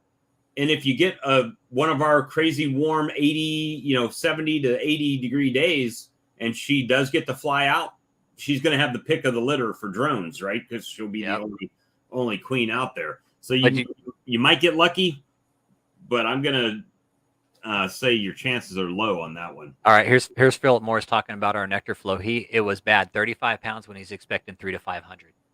That's how bad the nectar flow is. That's what I ran into here too. Yep. Yeah, we were at Yep. only 20% of our normal, what should have been our load. Yeah. And as far as Dennis's thing, I would strongly consider just merging it. Yeah. So, Okay. but yeah, too. and Russell brings in a 3 or 5 day warm spell, maybe, and then you have to wait for the queen to Come back. mature a bit. Once she's made it in the hive, and it's like 2 weeks later, up to 3 weeks later, then she'll be into full laying mode. And by then, it might be too late. You might not get your winter bees. I don't know how significant the winter bees are for you guys as compared to up here. If I don't have nothing but winter bees, my thing, the brood will never be produced in the spring. So that's the other side of the thing. Sorry. Well, hey, Dennis, just to let you know, I'm planning to go get a bunch of queen cells in March, the beginning of March. So if you need some, let me know, and I'll pick them up for you. But you have to we'll have to meet like the same day, because when they sell them, they're like ready to hatch in a day or two. Yeah, that's So, Sorry. but yeah, so I'm probably, we had a big discussion last night about queens and raising queens, and I do want to raise queens. That is my end goal. But to get an early jump on the season, if I've got a guy an hour away that makes tons and tons of queens, and I can get cells for $5 like they were last year, then chances are I'm gonna do that. You know, I'm just gonna buy bunch of cells, maybe 50, 60 cells, and go ahead and start my 2 framers out with 1 frame of bees and a queen cell, and let them go. You know, see what we can come up with. You could merge them with the 5 frame nuke as well if it's queen right. Just do a paper combine. Oh yeah, paper combines merging nukes with a potentially queenless hive that's a no-brainer. And I don't think Troy has ever once had a new. In fact, that's how he introduces the queens. We take 3 frames out of a breeder box and put them in a 10 frame super over a paper watch and put them in there. And he's never had a queen rejected. Now that's some pretty crazy crap. I've actually did a combine this year without even putting paper. I just took the whole nuke and dropped it right in the center of the hive. Did you? And they frame like, it all hey. down with sugar syrup? What's that? Nothing. You put just them drop right them? in. Well, that's grand. And awesome. They were like, hey, the new queen's in town. You know, That's awesome. had a little coronation ceremony. Everything, it was good to go. Blessed her right there. You've been accepted. Say, speaking of queens, Bob, I see you're wearing your glasses tonight. Yeah, different glasses, but yeah. That's what I was doing yesterday. I was going in and getting my eyes checked and whatnot. So, and the guy asked me, well, what do you really don't need them for distance? I said, yeah, it sharpens it up quite a bit, but what's your main concern? Well, I want to be able to say really tiny things. And he goes, tiny things like what? And I said, well, honeybee eggs. So he brings out this thing that it's a little smaller than honeybee eggs, and then starts running me through the bifocal routine. Right. And so this guy was all over it. So maybe I can graft instead of just relying on Troy next year. I don't know. It'll be really kind of fun to see. Well, I'm going to try it, but I don't want to have to rely on my grafting for my success of my business this year. Yeah, exactly. And that's just why I actually went and got the Pericomb grafting tool, and I just gave it to Troy. Here, this is your present. You know? Right. Merry Christmas. Here you go. Make me. Yeah. You do the grafting. You've got better hands than I do. So, you know, and there's when you're talking about buying queen cells, I wanted to bring something up real quickly that Bob Benny said something once. If you're looking at buying queens, pay attention to where you're going to buy queens from and see what their weather is like there. Because if they've had steady rain for like a month, you know damn well that those queens have been, you know, fully mated. So just throwing that up. Well, that's why this year, instead of buying bulk queens, I was just going to buy the queen cells and put them in my colonies and my splits, and play the numbers game, right? I can Yeah. spend $5 on a queen cell or $28 on a queen. So Dennis, you know Yeah. what my mentor's been telling me about grafting? He said temperature and humidity play a key in everything with queen grafting, man. He's like, if you lose temperature and humidity, toast. That's it. You're done. Yeah, you got to have that balance. Yeah. You know, It ideal really weather. is. Yeah. He Well- said it's like 75% humidity you want it above 75% humidity, and the temperature, it's like, I can't remember the temperature. so let's do some Beakonomics math here. It's crazy. Like, Well, he's been doing the math for a bit there, hasn't he? All right, so Beakonomics math. If I can get a queen cell for $5, right? And if I graft them, obviously I've got to wait 2 weeks or whatever to, for them to hatch out. But you don't know which ones are going to take or whatever. But if I go down there and buy 30 queen cells, it'll cost me $150. If 15 of those queens actually get mated and come back, right, 50%, which I think is low in the spring, but if 50% come back, then if I sell 15 times 40, that's $600, right? So my 150 made $600. So I've quadrupled my money. So, Yeah. Lee's comment about a warm, damp rag when you're grafting. Yep. Mhm.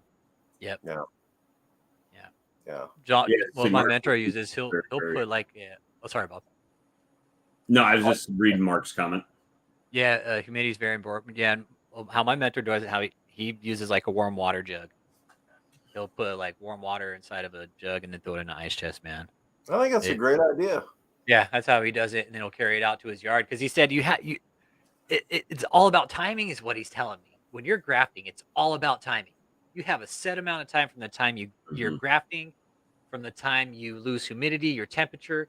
It is a very fine numbers game, and if you're not within that set amount of time, you'll blow your whole graft. Well, see, that's what's good about the way Mark was talking about it last night, and several nights. We've been having this ongoing conversation. Hey, Filament Corner, good to see you. Is using an incubator, you can control the humidity and temperature. So basically, once you've moved those grafted queen cups over to the colony for the bees to finish out the cells, after day 6, you pull those out and put them in your incubator. Over. And then the incubator hatches them. I mean, keeps the temperature correct, keeps the humidity correct, and then you hatch them right out into your roller cage, and then you can introduce them back to the colony or into a new colony. So, so that's the beauty of it. I need to start slow. I get that, but the thing is that I sold 100 queens last year that I had to buy. So if I just sell the same amount of queens that I did last year, and I can either buy cells to make the queens, or in fact I raise them myself, then my profit goes from $1,200 to $4,000. Yeah. So I mean, there's a big difference in the economics behind it. I don't know, Filament Corner. I don't know, man. We're just talking. We're talking bee chat. We're talking about weather. Started off with heroes to hives. We're talking grafting now. Different. Russell had an interesting question there about the Demarays and pulling queen cells. Clueless beekeeping. Heroes to hives is a joke. So many times I've offered to mentor and you guys never came through. That's funny. I've never been offered by you to be mentored. Is it heroes to hives or hives to heroes? Yeah, there's 2 different classes, remember. Hives to Heroes is an organization. Heroes to Hives is a course at Michigan State.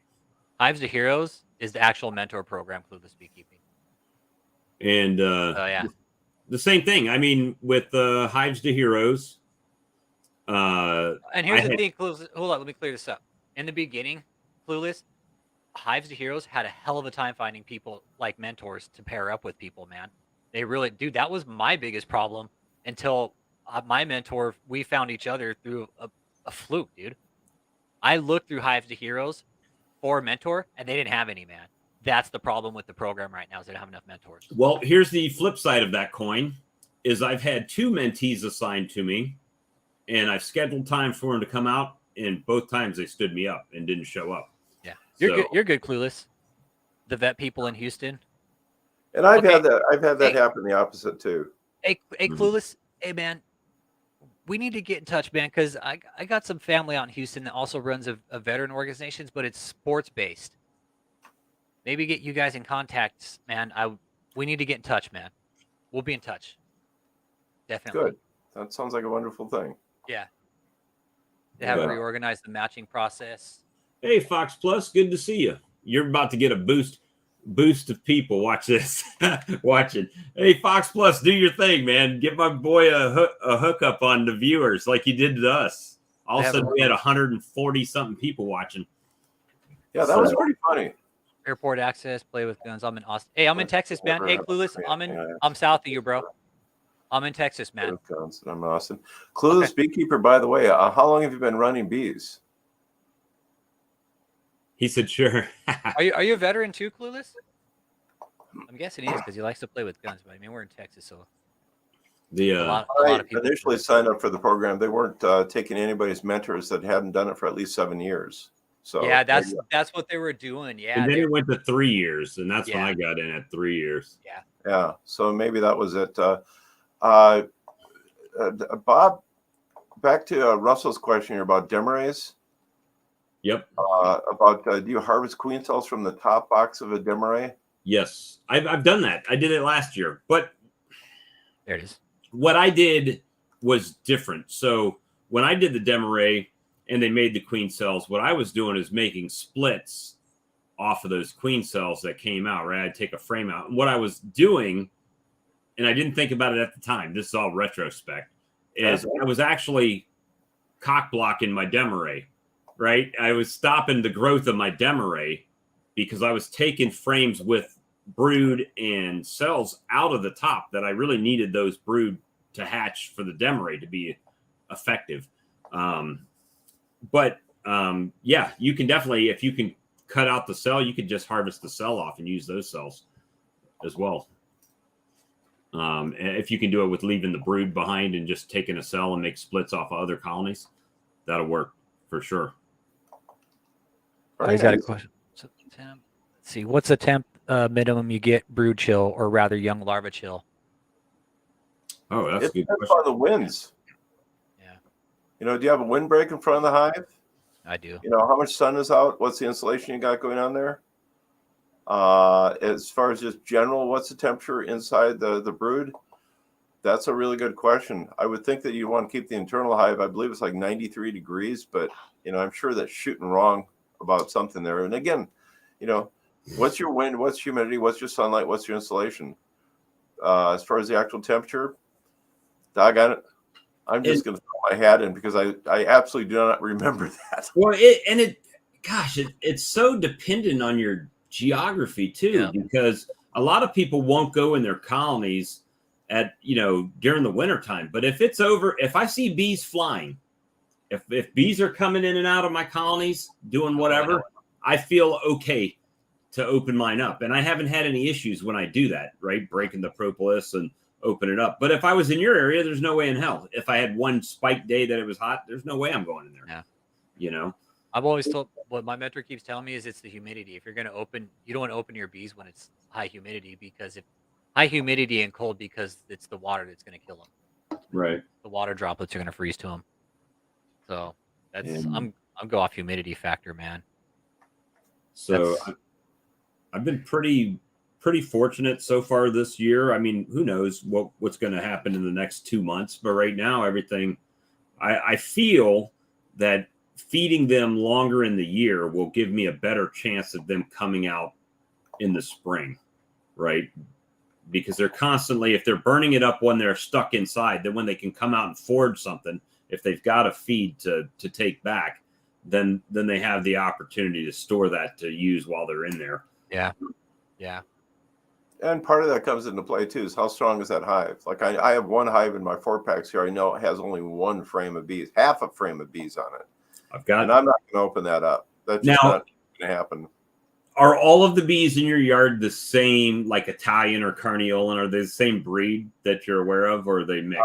Okay, so the folks that sold me the nukes actually gave me mutt Italians, and they ate me out of house and home. I do have two that are a Carniola breed, and then we have one that's a local breeder, and then I've got Troy's. But the Italian ones, yeah, there's actually a pending litigation on that. I'll just leave it at that. Those people had, it was a con job, but well, the reason I'm saying is because I've been told that Carniolans and stuff like that carry less bees to the wintertime, and then they come out stronger in the spring. You got to watch them when they come out. Yeah. And so this is my first winter that I've had Carniolans at all. So just watch them in the spring, Bobby, because when they do come out, you're going to be wanting to tip in those bottom boxes every 7 days. You really will. Don't bother pulling the frames. Just open them up and read the bottom, and then go through them like every 10 days or something. But those carnies will jump on you and get out of hand. They're incredibly strong. It's a fantastic thing. Will the queen cells always be built on the bottom box, or will they build them between the top box too? Does it matter? Are they selective? Well, it depends on whether you reverse the boxes or not, how many boxes you have, and so on. If they're just sitting up on top, usually they'll start swarming after we reverse the boxes, and then all the cells will be on the bottom. Did you see where Mr. Ed said that he's not reversing them anymore? He says he they don't don't damn thing anymore. No, he doesn't do anything, including mite treatments or playing with beetles or whatnot. But he also loses 30% of his hives every year. So, whether it's the swarming or mites or whatever, but he just accepts that. Well, and his goal is different than our goals, right? He gets called on a lot. Obviously, his whole YouTube channel he ever is cut out and everything. I've heard the same thing about the carnies, man. That they come out of winter like hot rods, dude. They do, and I think I remember somebody talking about Russians doing the same. I'm probably wrong on that, but I don't quite remember. But yeah. Because I was gonna get some carnies from Texas. Because when I was shopping bees to buy, I was looking at the difference, and that's the one thing Texas Bee Supply told me, like, hey, these are good for this, these are good for this, and that's exactly how they explain the carnies to me. Is like, hey, the first year is slow going, but when they come out that second year, they're pumping, huh? They're pumping. That's exactly what they said. He's like, they are pumping and they are working hard. He's like, they're really good workers. Yeah, and James, I cannot completely understand why you don't reverse boxes according, and again, it's regional. I mean, it really is. I think Jamie also was talking about the same thing. He overwinters his bees in one deep and one medium, but he's down there. I wonder if they naturally move down in the spring and summer because the heat that's rising naturally to the top of the hive makes the top warmer, so they come back down naturally. That could very well be. As you look at any cut out of a hive, like in a hollow tree, that's what you see. But and then they eat their way up during the winter as heat rises, which is another reason I don't like horizontal hives. But I see my carny fly out when it's 30s, but they fly back quickly. And if the sun is out, yeah, exactly. Russell. Mine was flying last week at 25 degrees. Yeah. So, but back to your feeding thing, Bob. Troy and I'll go through the hives. I think we went through last year. I think it was around Valentine's Day, and we still had snow and ice on the ground and whatnot, but we had to.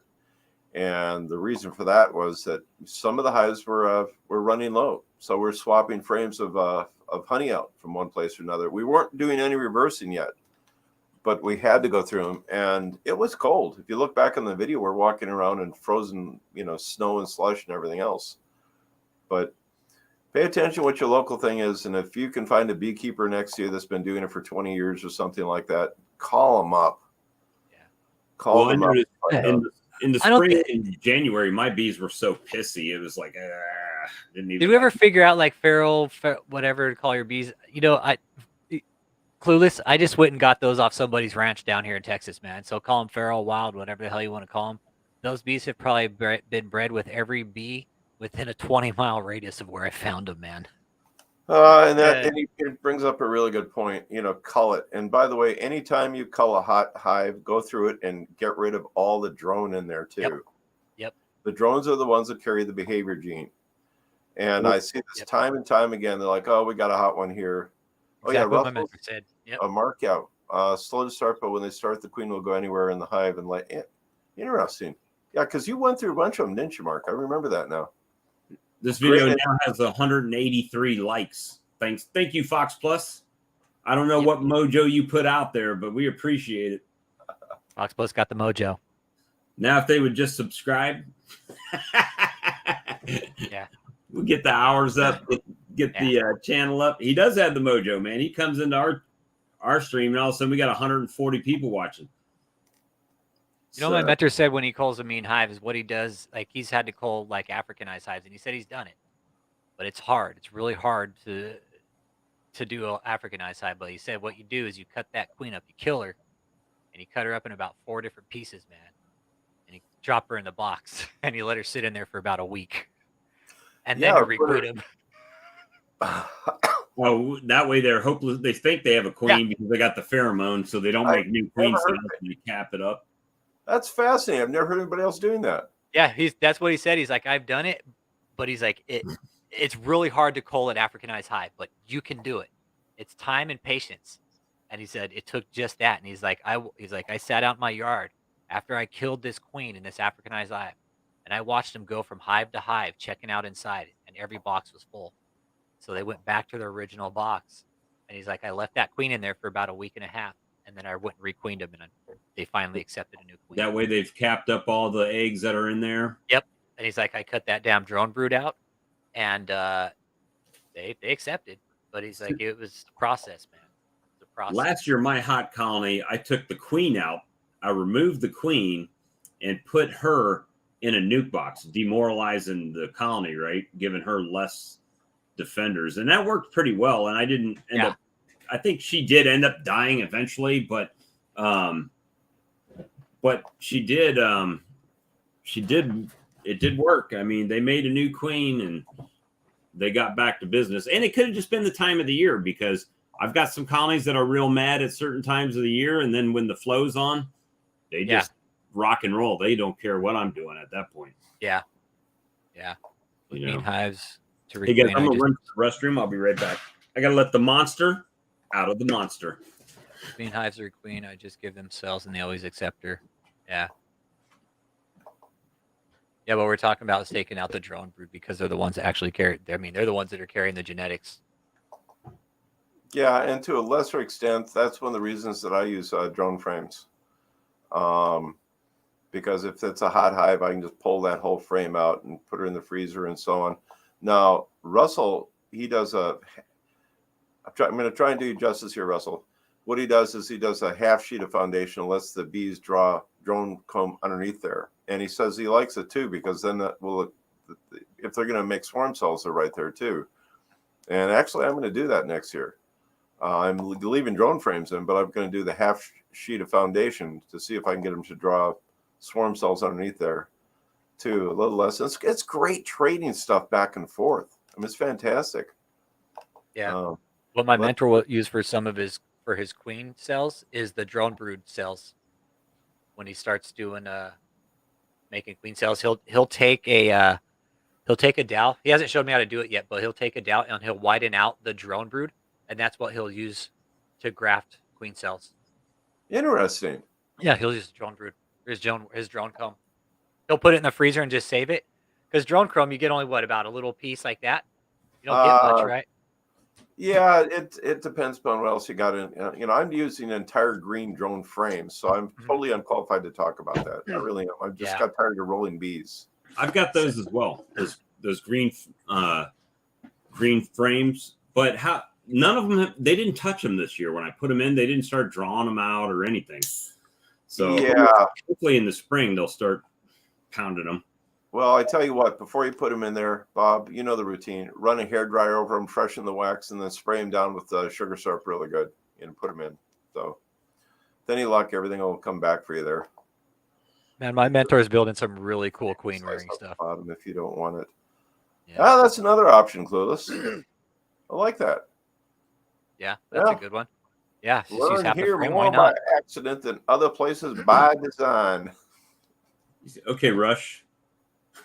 That's Rush Limbaugh, right? Actually, I thought it was Morgan Mundane from our local radio station. But I know he had something like that. Just saying as well. oh yeah. Okay, now I remember that. Yeah, sorry. Called his story frames. He takes a half plastic foundation, leaves the sides open to let them fill in with drone. That's another option. There's so many different ways you can do it. There's no set way. But what I found is it doesn't matter. Yeah.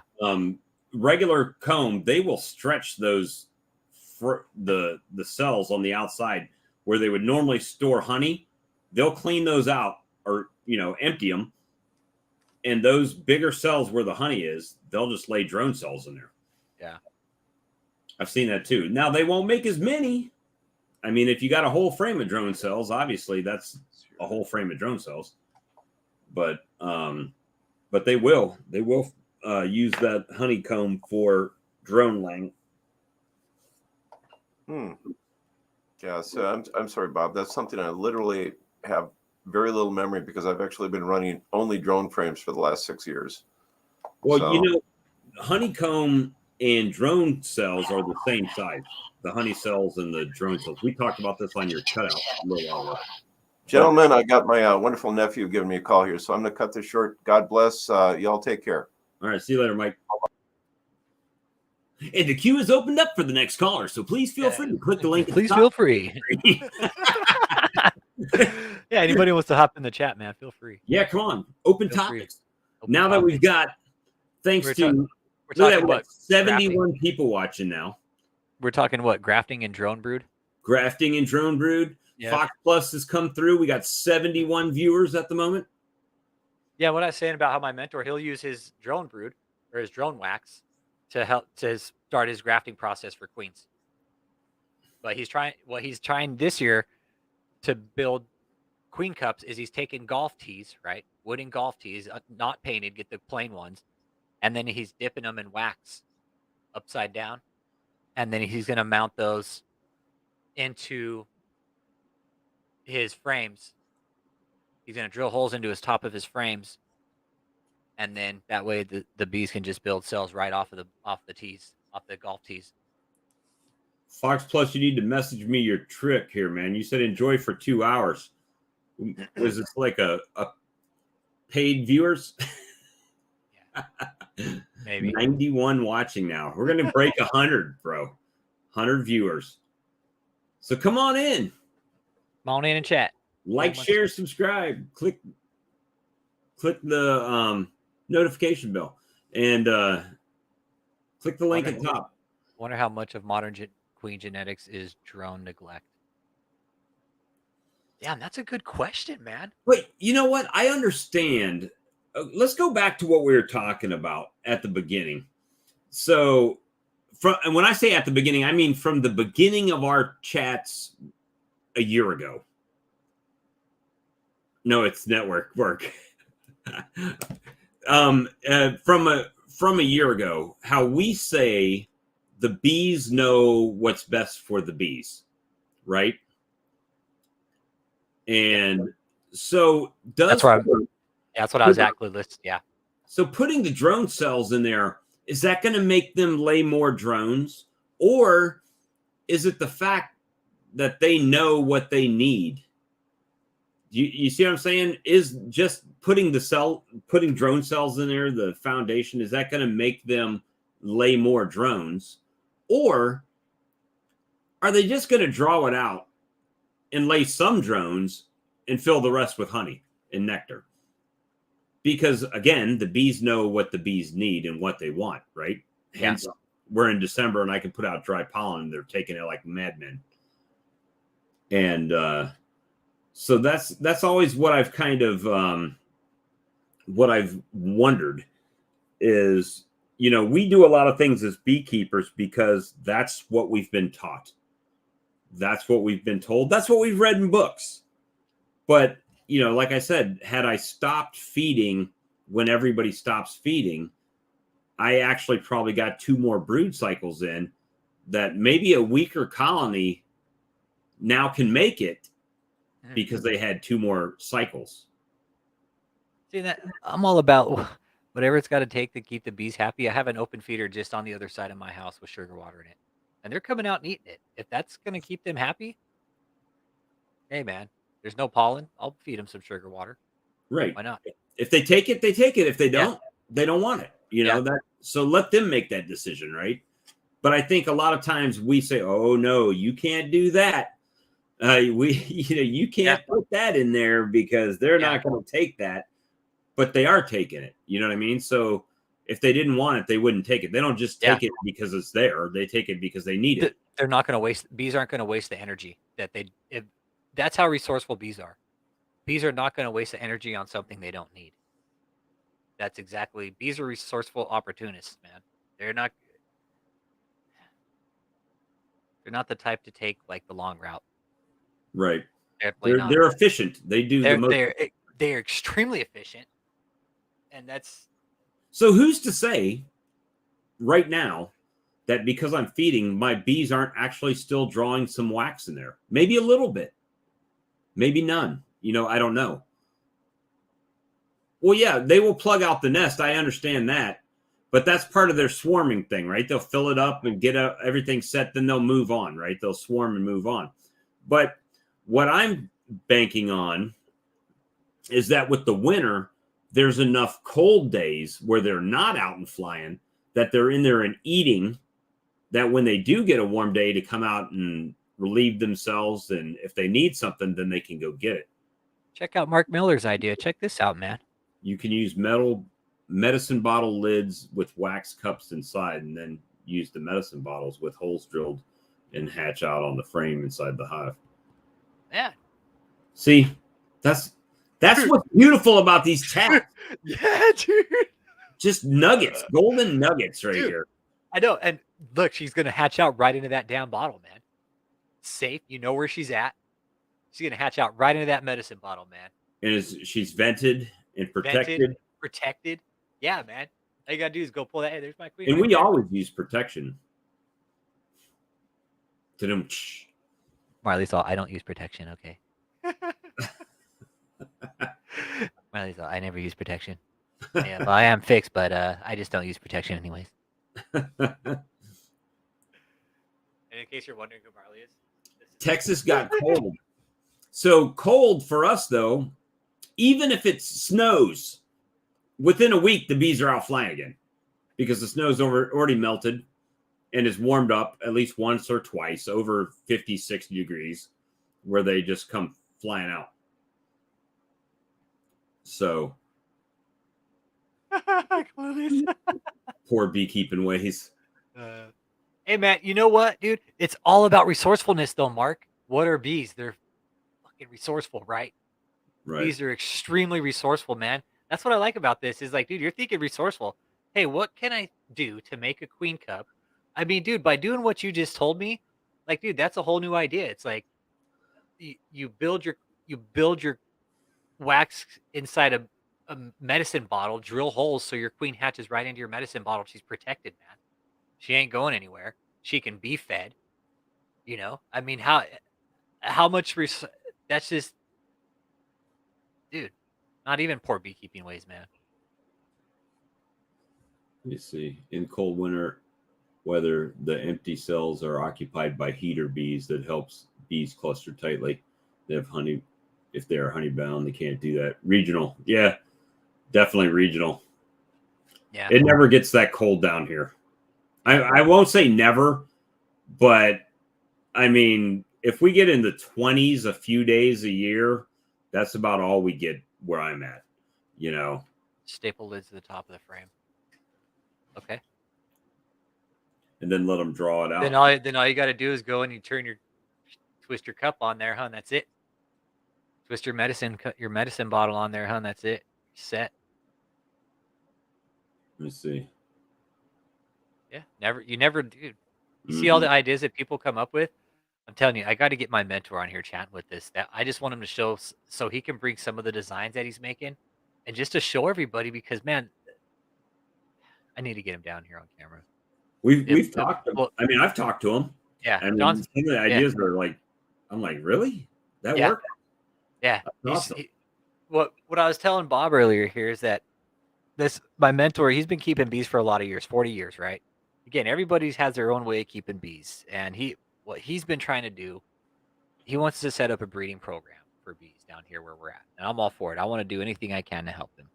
But what he figured out is people graft, a bunch of bees at one time. But what he's figured out is he says the magic number is 12. 12 cells Per colony. per colony. That's what a colony can rear is 12 at a time. San Antonio. Okay, Marley, go on. That's enough. Thank you. So, Go get in your chair.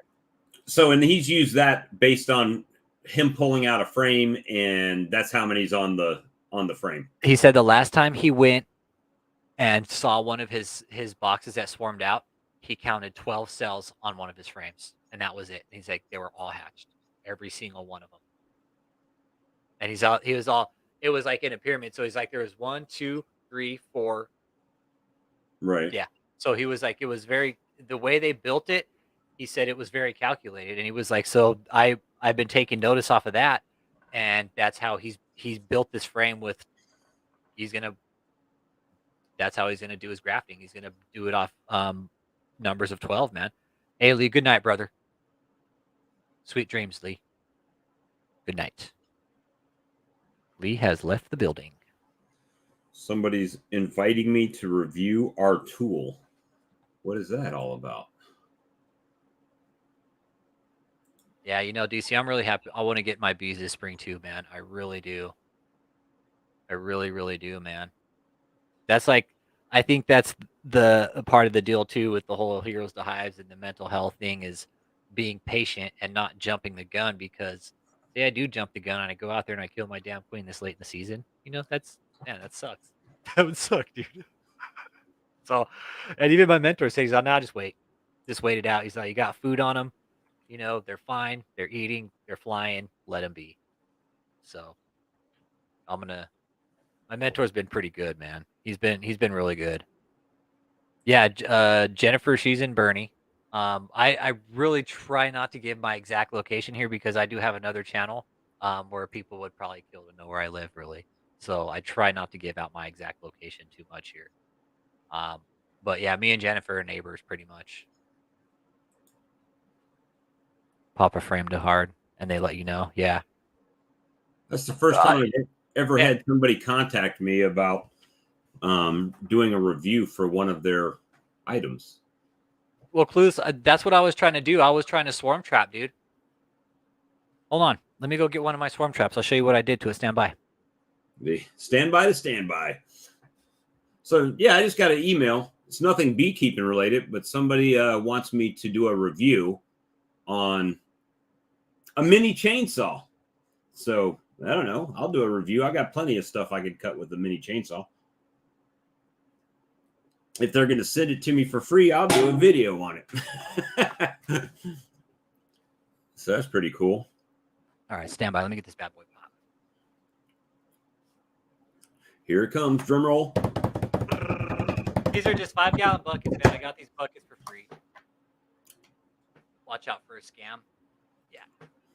Well, I actually Googled them, and it is a legit product. So. Okay, so what I did, these are the new and improved swarm traps of 2023. Very rudimentary. And I'm giving these out with the bullet. What? See? What are these? Oh, what's that? Bullet. What's that? Oh my God. It's a bullet. This? Oh my God, it's a bullet. It's a bullet in a bucket, in a swarm trap. Bullet in a bucket. Okay? Bullet, bucket, bullet, bucket. All right. So what I did this year, I got bored and I actually waxed in some frames to my buckets with some really smelly beeswax. So that was the simple upgrade. Now I didn't use any screws or anything. I just took wax and just melted it in, man. Well, you'll have to have. They're heavily waxed. Oh, they are clueless. They're heavily waxed. Trust me. You'll have to be on your game, bro. Oh, I got these from a restaurant. These are food grade buckets, dude. I know what I'm working with, man. I made sure I got food grade stuff for sure. But yeah, they're all dude. It's all waxed. Everything's waxed. Entrance, inside. Look, dude, they're waxed heavy, bro. They got plenty of wax to draw off of. All right. So the question is, once they do move in, Yep. how are you going to cut all that wax out of there?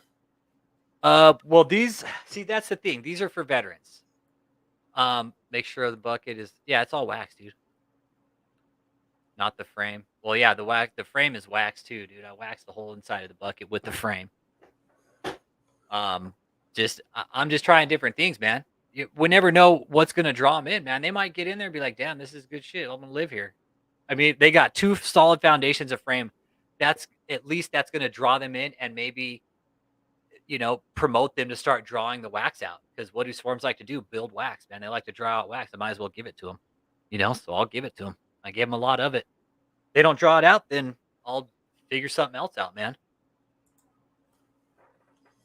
All right. So, hey, I just got a response back. We'd like you to do a short or a review on your YouTube channel. If you are okay with it, please give me an address and I'll ship it soon. And then give me the link to your channel when releasing it. Okay, I'll take a free chainsaw. Hell yeah. Let's do it. Boop, boop. First time. I watched another channel when I first started beekeeping and I saw a guy catching swarms in a bucket. I was like, shit, I'm going to try that. I had a plethora of buckets. I had the beeswax. I was like, shit, okay. Yeah, I'm going to. This year, I'm going to kind of plan out a bunch of them throughout the county. And I got to be careful. Yeah. I got to. Yeah, they'll build Wanky Comb in 2 weeks. Yeah, it'll be Funky Comb. Let's see here.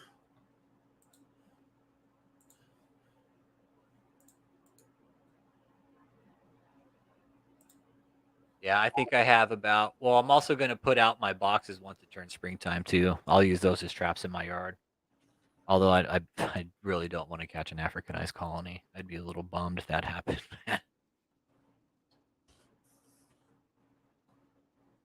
You may get overran with honeybees. You might do just as good setting up a colony out there with some old comb in it. Like take one of your old frames out of there. Yep, and just stick that old dirty brood comb in there. With a little squirt of swarm rustler. Yep. And let it go. See, and that's the thing. I've out where I live. I've talked to a few people. See, it was so droughty here last year, man. One of my buddies out here though, his friend of a friend, right? He's got some bees out in his yard up in a tree about 30 feet. He said they've been there probably about, I don't know, better part of as long as the property's been there, as long as they've been there. And I was like, you need to put me in touch with your buddy so I can go set a trap out at his yard. So when that colony's ready to break off a swarm, I can take a swarm. And he hasn't put me in contact with him yet, man. And I really want to get in contact with that guy, because if that, I'm looking for genetics, man. I live out in the country, and if I could find good genetics of bees that have been here for a long time, those are the ones I want, man. Those are the bees I want. I don't want to buy them anywhere. If I could snap a swarm off somewhere, put them in my yard, and they're good bees, hey, that's 8 swarms and 2 traps. Yep. I'll probably just shake them or something. Catch the queen, shake them off. Be my luck, it'll be like a 20-pound swarm. One of those. They're all jammed in the bucket. Dude, if I just catch a swarm, man, I'll be happy. If I just catch a swarm, I'd be happy with that. That'd make good YouTube material. Let's see how the bucket hive is doing this week. Yeah, and I've read a lot of advice. In the bucket and see what happens. Yeah, and I've read a lot of advice you guys are giving, like maybe put it in a shady place or paint the bucket. And I still don't know. I don't know, man. I'm gonna try different things this year. Really am. I'll see what they do. I did one of those buckets, and then I ended up taking it to somebody that said they had a swarm, and by the time I got there, the swarm was gone. So I left the bucket there for them in case the swarm decided to cast off or come back, you know? Yeah. I am clueless, but the thing is Alamo Beekeeper Club here, that are kind of bougie, like they're on all the beekeeping swarms and stuff. Like they get the beekeeping swarm, they get the bee swarms first, man.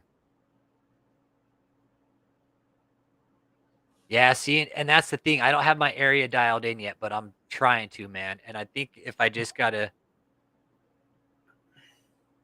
do what? Dude, use a screw-on lid. That's what Mark Moore said. You know, one of those screw-off painter's lids? Yeah, I have one of those too. Dude, I got these because they were free, bro. That's how I am. Yeah, dude, I'm working with what I got, man. All of that honeybee food that I got, all them they got shit for free, man. I'm about getting shit for free, man. If it's free, dude, it's for me. All right. Yeah, that's how I am. Especially when it comes to like beekeeping gear, man. Like originally they're going to be used for buckets in the garden, but I was like, oh, bee swarm trap, perfect. I've got enough 5-gallon buckets now that I could probably start a whole like bucket garden, you know, with tomatoes and everything in it. Of course, keeping the critters out of it would be a whole nother thing, but put out 4, but 2 of them didn't catch anything, but the other 2 was swarm after swarm. See, that's the thing. Oh, dude, the lid's not really that hard getting off, Mark Miller. It's really not. You got the thinner lid on there? Yeah, the lids really aren't that hard to get off. Oh, okay, he's up in Oregon. Yeah, see, my old man's up in Oregon. Man, I just got some honey from my old man up in Oregon, and man, that shit is bomb. It's so good, man. It is so good. Still got 104 viewers right now. My favorite way is to get bees from water meters. Many beekeepers don't want them, and they're small. See, and that's... Yeah, see, and that's the thing. Like, that's what my mentor said. He's all, dude, go get him off water meters, man. He's like, most people don't want them, but I'm on swarm list, man. I've ran into pest control techs out here. He's like, hey, you ever have any bees? You call me first. And he's like, yeah, no problem. I've called the local utility company, the water company. I've done it all, man. I'll show you a swarm I caught if I can find the picture this year. Well, it wasn't, I don't know. It's a swarm, but it wasn't like in a swarm trap swarm. It was on a it was at a construction site. Yeah. And if I can find it in my multitudes of pictures here. Yeah, and swarms are hard. Like, they're a lot of work. You got to feed them a lot. Like, there's work that comes with getting a swarm, and I learned that when I got a swarm from my mentor. They're not easy to keep. I think I might start selling chickens next year as survivor stock chickens, because you know my 2 chickens that made it. If I get a rooster and then I hatch a bunch of eggs, because they were the smart ones that got up in the trees to keep away from the coyotes and foxes. Now I'm just gonna list them as survivor stock chickens. Oh man! And that way we can sell them for more. Let's see. Yeah, see, I'm pretty far south. I'm kind of south of Austin, clueless. I mean, I'll call my fire department here, and I think I've even done that, man. I even called the fire department, but I'll call them again, man. You know what? I'll go in there and actually show my face tomorrow, and I'll just give the fire chief a card, be like, "Hey, man, you guys ever run any bee swarms? Give me a call, man." If I can even find. Where are you at, Edward? See, I'm in South Texas, man. We've been having drought the last couple of years, man. It has been. This is my first year beekeeping. I didn't see any swarms last year. I saw swarms all over the place. Well, I didn't see shit. So check this out. You know my feeding that I was talking about, right? And this was after people decided they were going to stop feeding for the winter and everything. That was one of my frames. Wow, look at that. Man, look at that. See, I can't wait to see that kind of activity in my colony, man. I want to see that. I want to be able to pull frames out and see that kind of brood pattern. Man, I want to do a long hive, man. I really, really do. Jennifer, we should get together and see if me, you, and John could build a long hive to breed queens in, man. Wouldn't that be cool? We could build a queen castle, like Ricky does. Yeah, I think that'd be fun, man. Damn, you caught 80 swarms a year before? I don't know where are you at, Edward? I think he's Washington, isn't he? You're Washington, aren't you? I don't you know, I don't know if it's, I don't get swarms like that here. Not where I'm at. I mean, more people are starting to contact me on like Facebook and stuff like that. Yeah. Man, I can't find the doggone photo. Northeast Arkansas. Okay. So isn't who else is in there? I think he's the only beekeeper I know in Arkansas. I know. Wouldn't it be cool if Ricky did like a how-to video on that long hive? Because I think man, he's got the plans on his website probably. yeah, he does. I think. And Lee's got a video of his on his channel. Dude, those horizontal long hives that he builds are absolutely beautiful, man. I want one so bad, dude. Oh, for swarms, Edward. There it is. So this is the kind of stuff I get called for. That was a construction site, and the bees landed inside of the electric box because the construction guys left the lid open. Yep. So they just landed right under there and built on. Man, that's awesome. And, you know, again, that's about the people in your area knowing that you do that kind of stuff, right? So I get a lot of stuff from people that, like through Facebook, because they know I post my honey up there. Yeah. And then they're like, oh, well, he's the honey guy. Call that guy. He'll come and get it. Police department. Okay. Okay, that's a good one. I'll do that. I'll call the police department. Yep.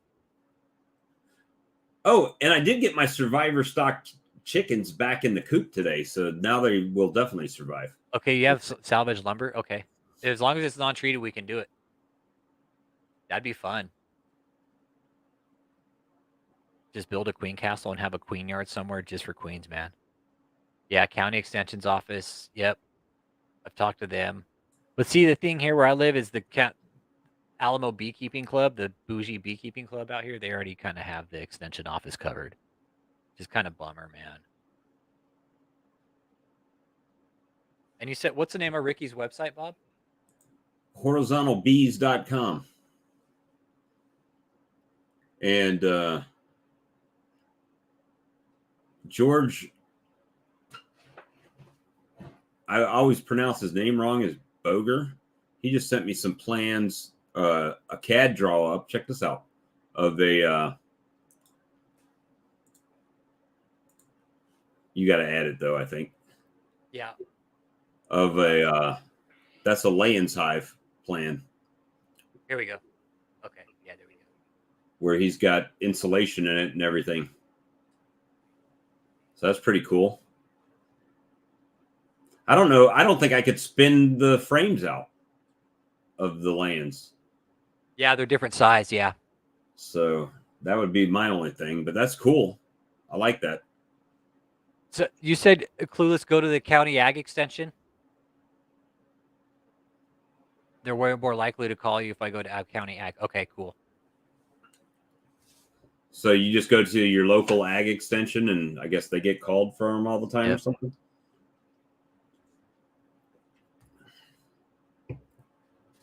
A lot of beekeepers in the club gets them first, but eventually they lose interest and stop going for them. At least that's, yeah, that I found that too here, is that a lot of, I don't wait. If somebody calls me and it's dark out to get a swarm, if I want it, I go in the truck and go get it right then. I don't care if it's nighttime or daytime or whatever. Oh, tree trimming services. Okay. Okay. Police station. Okay. I was just looking at Ricky's like, man, he's got some. I mean, I want like every one of them, man. I mean, the one I would like to have, I don't want the nuke. I want the super horizontal. What's the one that Lee had? He has the queen castle, right? Yeah, he's got the queen castle. But I mean, because it's a horizontal hive, you can close this off, right, and extend it, and it can be like two. He's got, is it 12 2-frame nukes?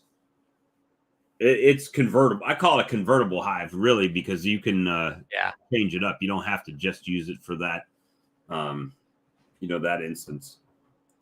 Yeah. You'll pull up Ricky's gallery here. Hang on. 119. Watching. Here we go. Here's Ricky's gear right here. Look at this, man. These are some man. Look at this work that he does.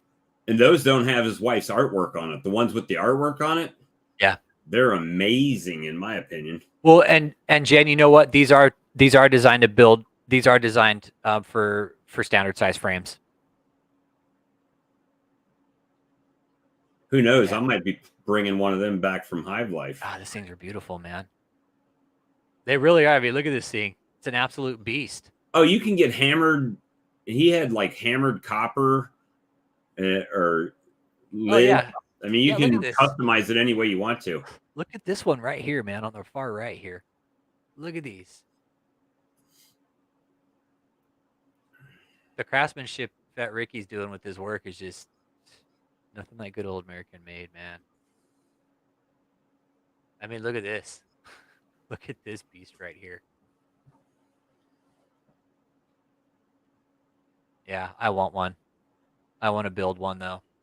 Yeah, see the artwork on the one with the sunflowers on it? Yeah, look at this. I mean, that's like eye friendly too, you know?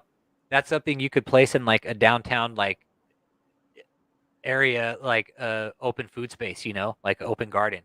And it you can just put locks on the back of it, right? So nobody can get in it. Yeah, I mean, you could lock it up. I don't think Texas Beekeeper, good to see you. I don't think. Hey, you know what, Blaine? For some reason, your videos have started to really pop up in my stream, and I really like them. And Dennis Lentz sells them too. I got to get some money first before I can buy anything.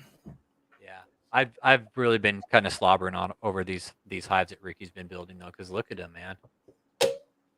I think this is the one. Where's the one with the copper top on it? This one right here. Look, it's got metal roof on it. Then this one is the flow hive. Look, he's got the flow hive set up here. So if you want to do a flow hive setup, observation, you can use observation windows, all kinds of stuff. Yeah, look at that. It's like observation / flow hive. I'm in Columbia, South Carolina, or just outside of Columbia, South Carolina. Here's the hive types that he has. Easy frame, horizontal. Available customs.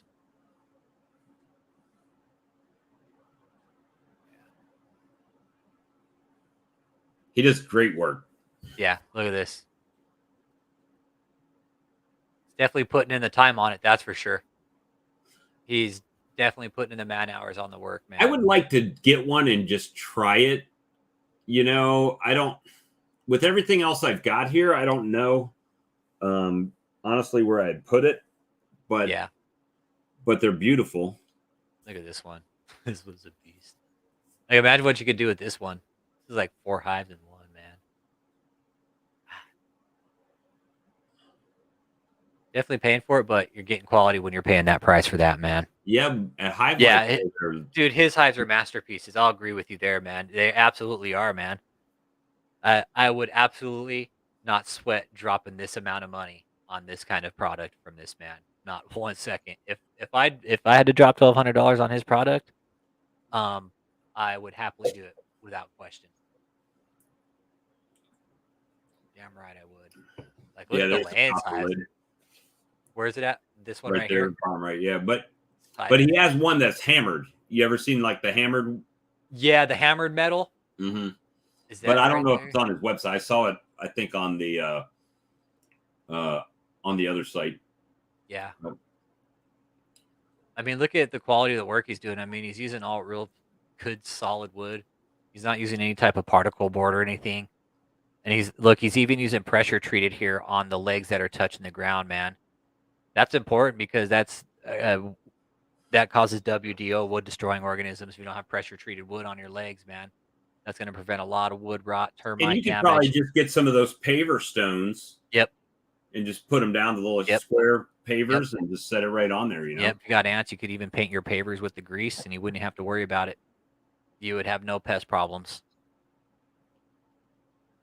So they're pretty awesome. Yeah. Here's a Lance hive. 20 frames. Those are really cool too, man. Look at that. Man, you the man, Ricky. Man, that's some nice work you did, huh? Yeah, he does great work.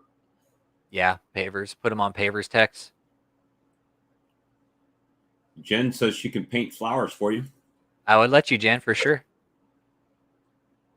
Yeah, have one for vets. Have it like painted like red, white, and blue, or like have it like with a bunch of bees like dogfighting or something. What if we just did like some real tree camo or something? Oh, that would look legit, right? Huh? No, for real, man. Right? Like do a project like for vets and build like a hive like that for them and do like a specialized kind of gig where it's like do like a dope ass mural on it. Dude, I'm with it, man. I'm with it. I think we could. Yeah, he is angle cutting the top of the support and outlets water runoff. I know that's what I was looking at, like how he built those slants on the roof. And also, you can call him up and say, "Hey, I want this type of colony, but I want flow hives, and on the other half, I want an observation, and Yeah. part of it, I actually want to be able to make it a mating nuke, and you could do he could make it any way you want it." Yeah. Yeah. Yes, I am a vet, Clueless Beekeeping. I was stationed, I did 2 tours, 2 combat tours. My first tour was out of Fort Bragg with the 82nd Airborne. And then I did another tour out of Baumholder, Germany with 1st Armored Division into Kuwait. Yes. The big red one. No, Baumholder, no, 1st Armored is 1st Armored Division. Big Red One is Fort Drum, New York. Oh, okay. Yeah, 1st Armored is Germany. First Armored is part of the Armored Division over in Germany. There's 1st, 2nd, and 3rd Armored Division. And they're part of like the whole Armored Division over in Germany. They were basically, yeah. The base over in Baumholder, my DFAC, it still had, you could see a Nazi symbol that had been put in brick, basically. Oh yeah. Yeah, it was still, there's still relic, there were still history parts of World War II there. Yeah. For sure. 1st Armored, yeah, the Rock, Baumholder. Yeah, dude. Nobody that's where everybody went to Baumholder for their field exercises too. Infantry with the half tracks and everything. Baumholder. Boom. No, we went to Vilsec. We went to Vilsec and what was the weapons range? Did Vilsec, Hohenfels. Hohenfels. Yep, Vilsec and Hohenfels. Yep. When my dad was stationed there in the 80s, they always went to Baumholder for their field training. Yeah, and they had Reforger and all that stuff going on. No, man, we went from Baumholder. We would have to convoy from Baumholder. The first time we convoy took us 27 fucking hours, man, because we stopped at every damn rest station on the way there. Like, no bullshit, going down the Autobahn. And mind you, our convoy is probably like 10 miles long, so we're doing 45 down the Autobahn, and we're stopping at every turnoff, man. It took us 27 and a half hours, man. Edward was a combat engineer. I was mechanic. And then I was a 50 gunner when I got to Baumholder. I was put on the 50 crew. I was in the regular Navy. I was in supply, and then I was in the Seabees with the reserve with construction electrician, and then in the Army National Guard, I was a communications support 25 uniform with aviation unit. Okay, see, when I was in 82nd, I was attached to a SIG unit. We call them commo pukes. Yeah. You doing commo pukes? We're all down at the talk. We'll see y'all. We'll see you. We'll all be chilling in the talk with our feet up. Cup of coffee. Yeah, the talk. I was a mechanic, so I was down in the motor pool turning wrenches when it's hot outside. And then you got the commo guys. They're sitting up in the talk, just chilling, drinking coffee. Yeah, have a nice day. We'll make sure the shot stays up. Air Force critical care nurse practitioner. Critical air transport. Oh, okay. That's what you were, Jen? Okay. Many deployments, critical air transport. Okay, so you're a flight nurse. Good person to have around. I was a generator mechanic. Okay. Desert Storm guy. The first Desert Storm. Desert Shield Desert Storm. Yeah, a lot of guys I was stationed with were 52 series, man. I was 63 Bravo. A lot of 52 Deltas I was with in 82nd, man. Because our 82nd, whenever 82nd went out, SIG went. Our company always deployed because we were APC. We had division. Our battalion supported division comms. Where'd you So do basic at? Fort Relax in Jackson. Relax in Jackson. Then I went to Fort Benning for airborne training. One day I'll have to go out in the morning and let y'all hear what I hear in the morning sometimes when they're out there on the range. And you can hear them, pop, pop, pop, pop, pop, pop, pop, pop. Yeah. They're going to town out there. I can throw a rock and hit the back gate just about. Your boy was where? Probably Jackson. Oh, Jackson. Okay. All right, Fort Dix, New Jersey. All right. Yeah, I did Jackson, Benning, then I went back to North Carolina. Yep. They're like, nope, you go on 82nd, boy. You go to North Carolina. I was like, all right, cool. See ya. Bye. Then from 82nd, I went over to bomb holder. Yep. That was my last duty unit, man. Bomb holder, and you were like, I'm out now. Yeah, man. I'm ruined. Yep. I did. Became a professional drinker in Germany. Yep. Desert Shield. Okay, you missed Desert Shield. I came in right after, and the Navy is kind of weird. So when I say that, each ship you could basically say was a base, right? Because each ship's going to have every MOS, we call it rating, but every MOS on the ship, right? Yep. Because you have to function that way. Yeah. And if a ship was getting deployed to that area, then you would have, and you were on a different ship, they would send out like a memo, hey, we need this many people, and then you'd have to request like TAD to go to the other ship to go. And I put in to go on a ship that was deploying there, and they're like, no, you're staying right here. So we ended up doing, of course, that was when the war on drugs was big. Yeah. So we did drug interdiction operations off of South America with the Coast Guard. Yeah, my uncle was Navy tech. He was the radar tech. That's what he did. So I know what he did, man. He did some cool stuff. The radar men. But see, the good thing about the Navy was you had your primary MOS or job, right? And I'm speaking because everybody in the chat is pretty much Army. So you have your primary job, but then you also were firefighter on the firefighting team, right? So I was on the helicopter crash crew. So every time we did flight ops, I was on the flight deck in the big silver suit and the big crowbar in case we had an accident or something. So it was doing multiple things. And then at least, we got 3 hots in a cot, kind of like jail. What I was always told is you're a rifleman first, man. Yeah. My MOS was secondary. My primary MOS was infantry, man. Well, if you look at primary MOS is infantry. You ever seen the movie We Were Soldiers? And the guy comes in there and he's like, "Oh, I'm a conscientious objector. There's no such thing today, boy." he's I'm a non-combatant. He's all, there's no such thing today, boy. Yeah, Sergeant Major Plumley. Yeah. Yep. Gentlemen, prepare to defend yourself. Right on, Dennis Lentz. Thank you for your service, man. Oh, coxswain. He's a coxswain. Right on. 3 deployments to Middle East since 9/11. Right on, man. Thanks for your service. Appreciate you being here. Hey, Dennis Lentz is buff, bro. He's like, is he? Yeah, he's not like me. He's not like Dad Bod. Is he like Jax from what is it, like Guardians of the Galaxy? Yeah, where he's all yoked and she's like, whoa. Like walk in, he'd be like, "Hey, I'm cool." Yeah, he's definitely taking his physical fitness. DC Blessed Bees, combat engineer. I was walking dead man statistically on the battlefield. Minesweeper. You go out and find mines. You just put that foot out and tap. Okay, we're good. Let's take a step. Tap. Like Arlie Ermy says in Full Metal Jacket, he tells them, combat engineers, you go out and find mines. Right. You go out and find mines. Yeah, 12 Charlie had like a 36-second life experience. Well, who had a lower life experience? Was a butter bar lieutenant on a hot LZ in Vietnam. They had like a 12-second life expectancy. Mm-hmm. I think a door gunner's was even less. A door gunner's on a hot LZ was like a 6-7 second life expectancy, man. I was pretty fortunate with my dad. My dad did 2.5 tours of Vietnam, Man. and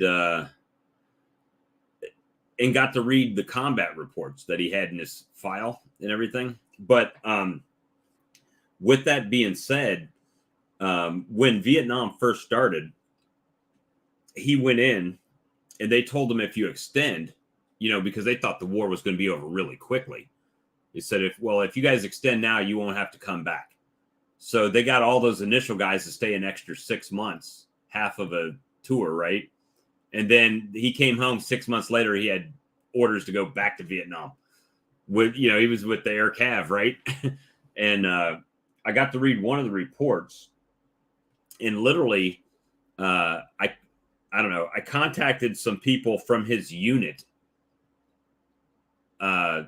years later, right? My dad had already passed away, and some people from his unit.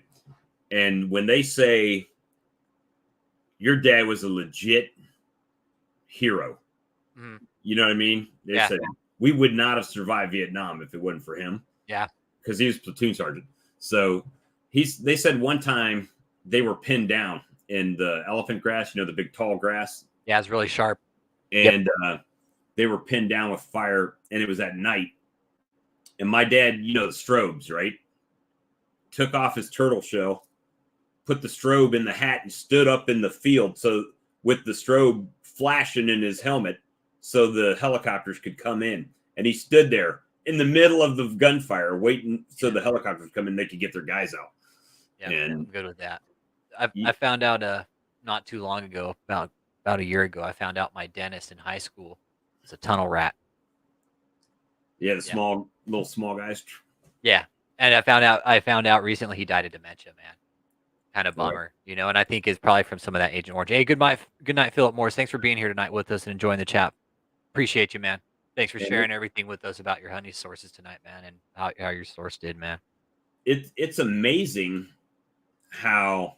Yeah, I think we'll go and wrap it up here. We'll give another 5 more minutes. Yeah, it's amazing how extraordinary times things come out in people that you didn't even realize you could do. Yeah.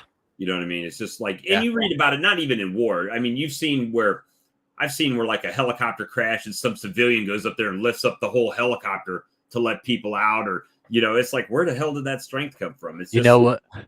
My dentist, he was a no bullshit man. That's for sure. Right. When I found out later that he was a tunnel rat, I was like, I get it. Now I know why he is the way he is. Mm-hmm. He was no bullshit, man. And he had Purple Hearts. He was decorated. And, yeah, man, I have a lot of respect for the guy, dude. Because those tunnel rats, their life expectancy, was not very good. Yeah, I mean, imagine going down in a tunnel and you can't see, and it's booby trapped, and you're fighting an enemy with a flashlight and a handgun. And you can't back up. Yeah, and you can't back up. Yeah. But yeah, I mean, it's amazing. I mean, the inner strength that comes out of people mentally. Yep.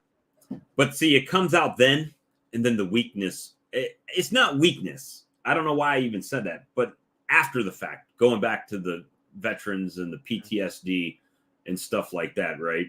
It's things that you experience there, and you're strong. Yep. Mentally. Yep. That tears you down. That just sits in there. You can't get rid of those memories. Yeah. Thanks, Jennifer. Have a good night. We'll be in touch. We will be in touch. That's the thing that haunts you, right? It haunted my dad the rest of his life. Right, Edward? I don't know if I'd rather is hunt IEDs or be a tunnel rat. Right. Yeah, dude, I don't take your pick, man. Dude, being a tunnel rat, dude, that was the least favored duty in Vietnam, man. Being a tunnel rat, man, Jesus Christ. Well, dude. I'm gonna tell you, with my dad, my dad was from the hills of West Virginia. They hunted to put food on the table. You know what I mean? Yeah. And after Vietnam, my dad never owned a gun. After that, he's like, I saw enough death that I don't even see anything die ever again. You all saw Band of Brothers, right? I'm sure you did. Yeah. Yeah, okay. You saw the very end where Richard Winters was saying, hey, this gun, he's like, after this gun has never been fired. And he held that gun. He's like, I checked the pin, and he was like, "This gun had never been fired." And he's like, "This gun has no blood on it." And he's like, "I've never fired this gun for that reason because this one gun has never harmed anybody." And he holds it up. Yeah, and that was really symbolic about it. It's like all the blood and the violence. It's like that one piece of war history that he took had no blood on it. Right. You know, and it is. That's kind of what we go back to the whole Heroes to Hives. That's where the chat started tonight. Heroes to Hives Veteran Beekeeping chat is because ultimately what we're talking therapy through beekeeping, Right. and it works, guys. It works. It for me, it gives me that few hours where that's all I'm thinking about. I can put everything else out of my mind while I'm in there, you know. And we've talked about it. I've got some issues. Yep. Not to the extreme that some other people have issues, but I still have some issues, and I appreciate being able to get in the bees and take my mind off things and do things, you know. Edward, you're absolutely right about that. Wars will never be fought the same again. Nope, we're Right. going to a technological age of warfare, brother. Now it's going to be about taking over other people's technological advances and using them against Right. them. Well, I mean, now it's a computer game in a lot of aspects, right? Guys sitting in trailers with drones and stuff like that, and shooting missiles and aircraft from way out, you know. What was the one guy was a medic pacifist? I watched a documentary on. Oh yeah, I saw that. Oh, That's a good movie. Hacksaw Ridge. Hacksaw Ridge. Is that what it is? Yep. Where the dude was like, he's like, "No, I can't kill people because I'm religious." I don't believe in that. Yeah, he's like, and they're like, "All right, that I think." And they gave him a bunch of crap, and he was like, Yeah. "Look, I want to. Then why are you here? Well, because I want to contribute, and I can do want that to without contribute. killing people." Yeah, I want to contribute, but I don't want to kill. I think I can help by saving people instead. Didn't that They're dude like, end "All up right, winning the Medal of Honor or something? yeah, dude." He ended up being like one of the most decorated war veterans, man. And it was his true story. He was a medic. What's his name? Hacksaw Ridge. Hang on before we close it out. We'll get his name. Have you ever watched the? I think it's on Netflix called Medal of Honor, where they do the documentaries. Each episode's on a different Medal of Honor winner. Yes, I'm pretty sure. Desmond Doss. That's his name. Yep. Yeah, Desmond Doss, Hacksaw Ridge. Yeah, and it's a true story, man. True story. That guy saved a bunch of people. Oh wow, a city in California is legalized the use of robots as police assets. Well, yeah, because people, dude, it really is. Drones have become a big asset now, man. I'm starting to see a lot of drones being used now in like police chases and like for them to find out where perpetrators are hidden at. Yeah, drones are being used in a big way. See, Mark Miller, dude, and that's what I'm about, man. That's what I'm about. Is like even getting disabled veterans. Like my long term goal, right, with the whole beekeeping thing. If I could make this work in 5 to 10 years, have a full blown operation, disabled veterans and all, man, even the ones in wheelchairs with missing limbs, everything, everybody have a job. Well, I mean, you know, we both have ratings. Yeah, You know what I mean? rated. I'm rated, so it's like I'm rated. Um, Yeah, why not? There's- I've watched videos too where there's like people who are in wheelchairs that can actually run the extractors. You know, because everything's right there. Why not? You can incorporate that. Lyson actually makes a wheelchair accessible honey extractor that's tilted at an angle to make it easier for them to load frames and all in. Yep. Yeah. Exactly. That's exactly. Okay. See, you're 100%. See, yeah, Dennis. Exactly. Rent hives to work your bees. Yeah, there's so many ways around it, man. Yep, for sure. When the trumpets fade. Dude, did you watch All Quiet on the Western Front? The new one on Netflix? Yeah. Oh, I watch pretty much any war movie that comes. Oh, dude, that one was hardcore, man. Man. We roll one and work bees. I got per part from last appointment, 30%. Man, I'm trying to get 100 right now, man. I'm tore up from the floor up, man, from airborne injuries. Thanks for your service, man. You should be getting 100% if you're Purple Heart, dude. The VA is so full of shit right now, man. Dude, I got hung up on by the VA the other day, man, and I filed a complaint I filed a complaint, man. I am absolutely livid with the VA Well, right now. it's the government in general. Do you know what I have to go through to get my mother's prescription from the fort? Yeah. First of Good. all, it's a pain in the ass to get in the gate, and They then want your blood sample, social security number, name, date of birth, driver's license, okay, so you know, credit card number, checking if a account doctor number. calls your prescription into Walgreens, Walgreens just fills it and it's ready for you when you come. Mhm. With Fort Jackson, when the doctor sends over a prescription, I then have to call Fort Jackson and tell them to fill it. And then, Yeah. you know, getting through to them is one thing. Yeah. And then once you get through to them and they do it, then you got to wait on them to text you saying the medicine's ready for you to go pick it up. But that's only on initial refills or initial prescriptions. If it's a refill, they've got a whole separate pharmacy that you've got to contact to get the refills at the PX pharmacy. Yeah, go figure, right? It's a pain in the butt. Yeah. But I'm with you, Edbert. Dude, my knees right now, dude, they're killing me just sitting here. I feel them throbbing, dude. Right. That's the kind of pain I deal with. I get the sciatica where my legs basically fall asleep. Yeah. From sitting down. Yeah. Anyway, guys, I'm getting ready to hop out. Yeah. So You guys stay in touch, man. I'll put some links into my chat, so if you guys want to get a hold of me off channel, you guys can, jam me up or whatever. But man, thanks for being here tonight and enjoying the chat with us, man. It's really been a good time. I didn't expect this many people to show up with a pop-up live like this, man, and I do appreciate it. You still got 104 watching, brother. I know. Again, it's 10 o'clock here though. And you're at 206. That's that Fox Plus, man, hooking a brother up. Yes, right. So Can't see him jumping out of. Yeah, you know what they say? Only two things fall out of airplanes: out of the sky, idiots and bird shit. Right. Hey, but when they said, "Hey, we'll pay you $250 extra a month," I was like, "Sign me up." Right. Yeah, good deal. Sign me up. $250. Yeah. But it's the gift that keeps on giving. See, now you're getting paid every month. But that's this. Before we go, you want to see what a static line injury looks like? That right there. Right. This is a static line injury. See this right here?